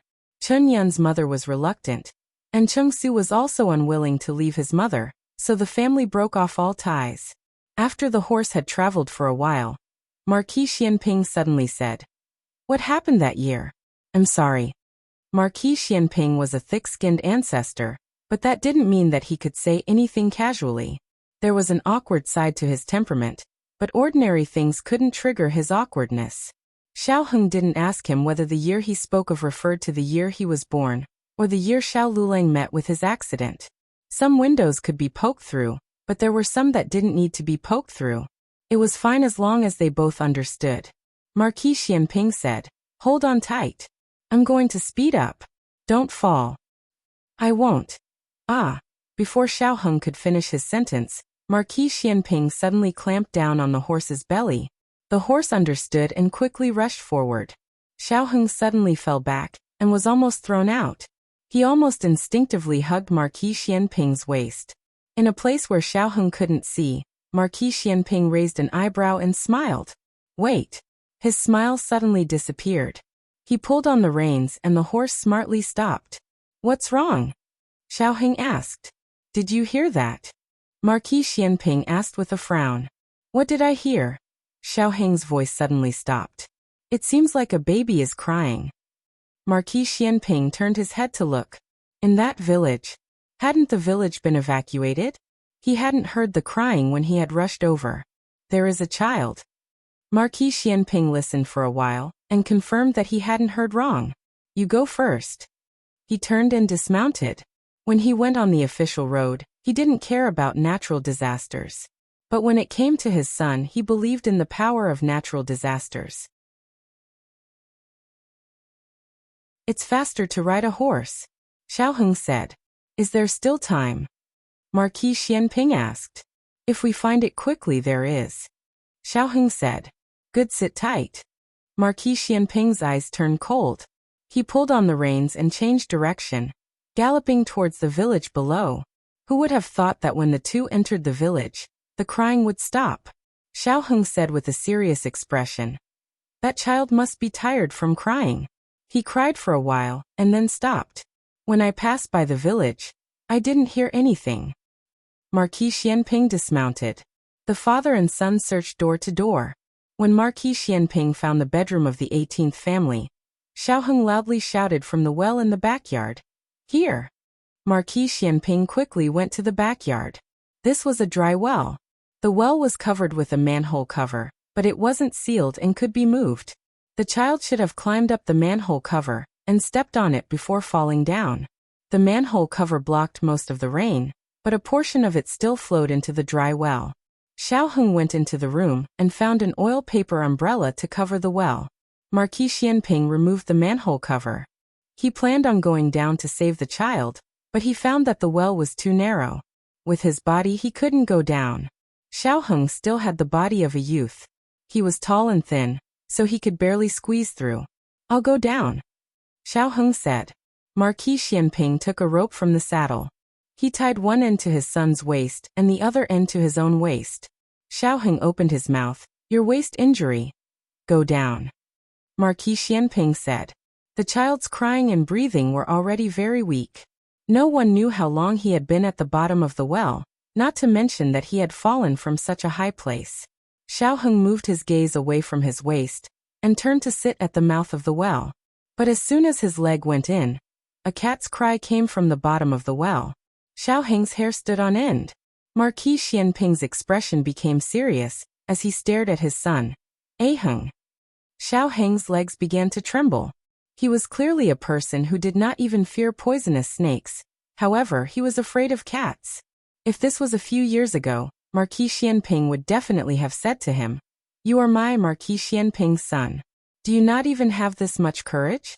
But tonight he did not say this. He said, "Come down. I will think of another way." There was no other way. There was not enough time. It was now. They had to immediately save the child. Otherwise, they would either have to give up on the child or die with the child. Xiaoheng grabbed the rope in front of him. Gritting his teeth, he resolutely jumped down. It was this seemingly normal jump that caused Marquis Xianping's heart to heat up. His son had grown up. He had truly grown up. It was not his height, nor was it his age. Instead, he had truly grown into a man of indomitable spirit. He was a young and promising Hanlin official. He did not go into battle to kill the enemy, but he used his hot blood to protect the citizens of Zhao country. "I found him. We can go up now." Xiaoheng's trembling voice came from the bottom of the well.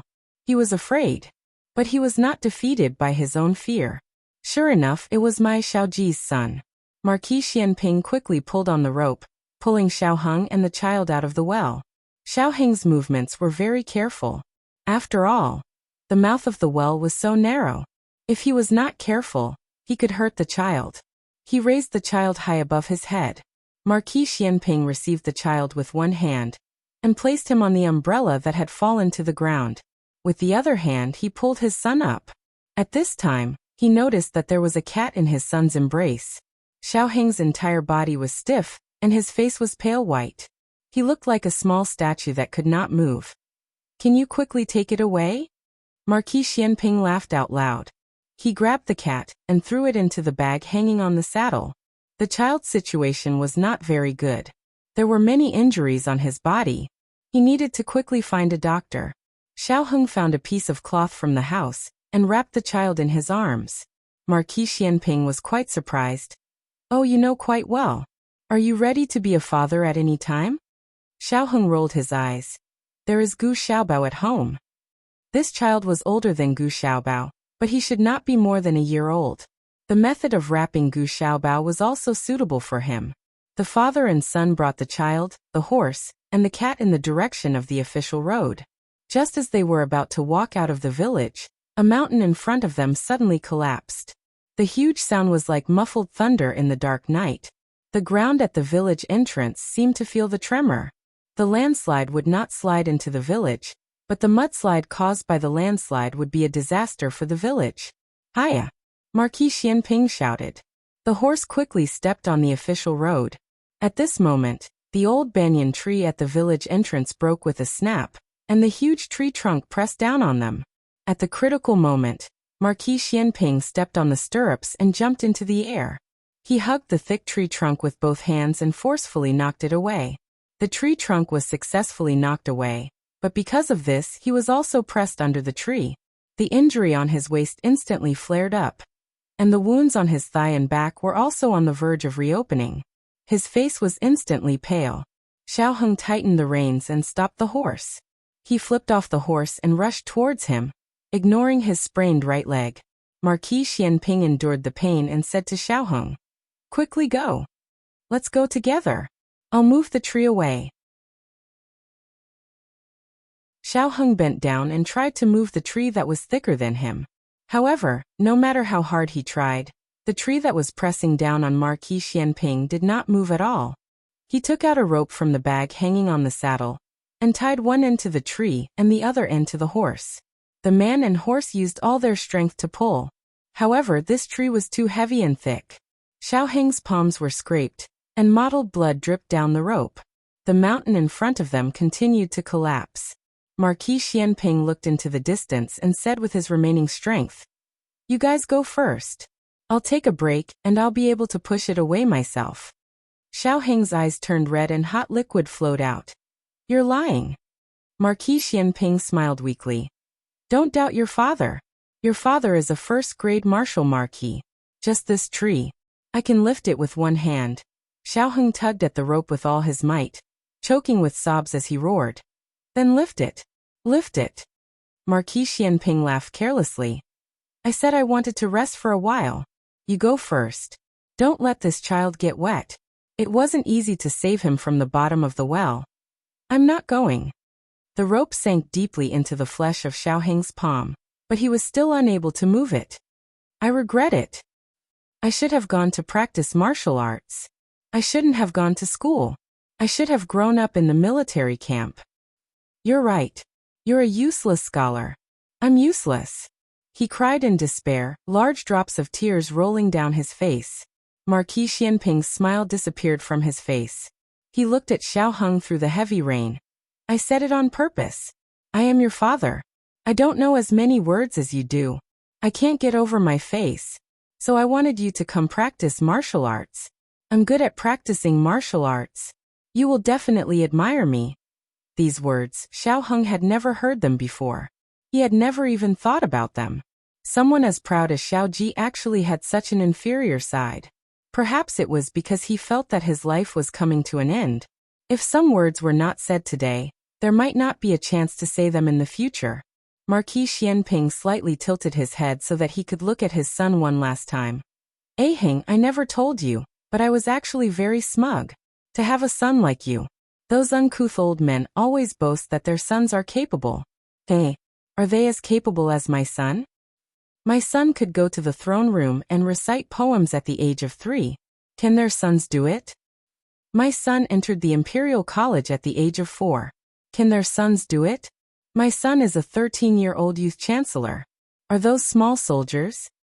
My son is an 18-year-old top scholar. Can their sons do it? My greatest pride in this life is not military achievements, nor is it the title of nobility. It is you. You are the son that I am most proud of. You have always been. Xiaoheng's heart was about to be torn apart. Marquis Xianping's eyes became hot, as he smiled. If we don't leave now, it will be too late. Don't let my sacrifice be in vain.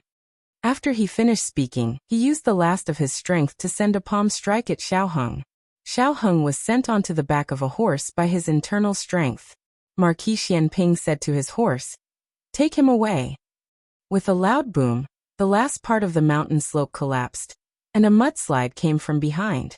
The horse raised its front hooves and galloped away. Marquis Xianping looked at his son with a smile. The mudslide rushed down. Xiaoheng turned his head and screamed, "Don't!" With a loud boom, the mudslide entered the village. And it was at this time that a tall black shadow came out of the torrential rain. The newest chapter of this book is not finished yet. For more exciting content, please scan the QR code below to download the app. Novels are updated even faster. Millions of novels are free to read. Novels with content that cannot be found online are all available here.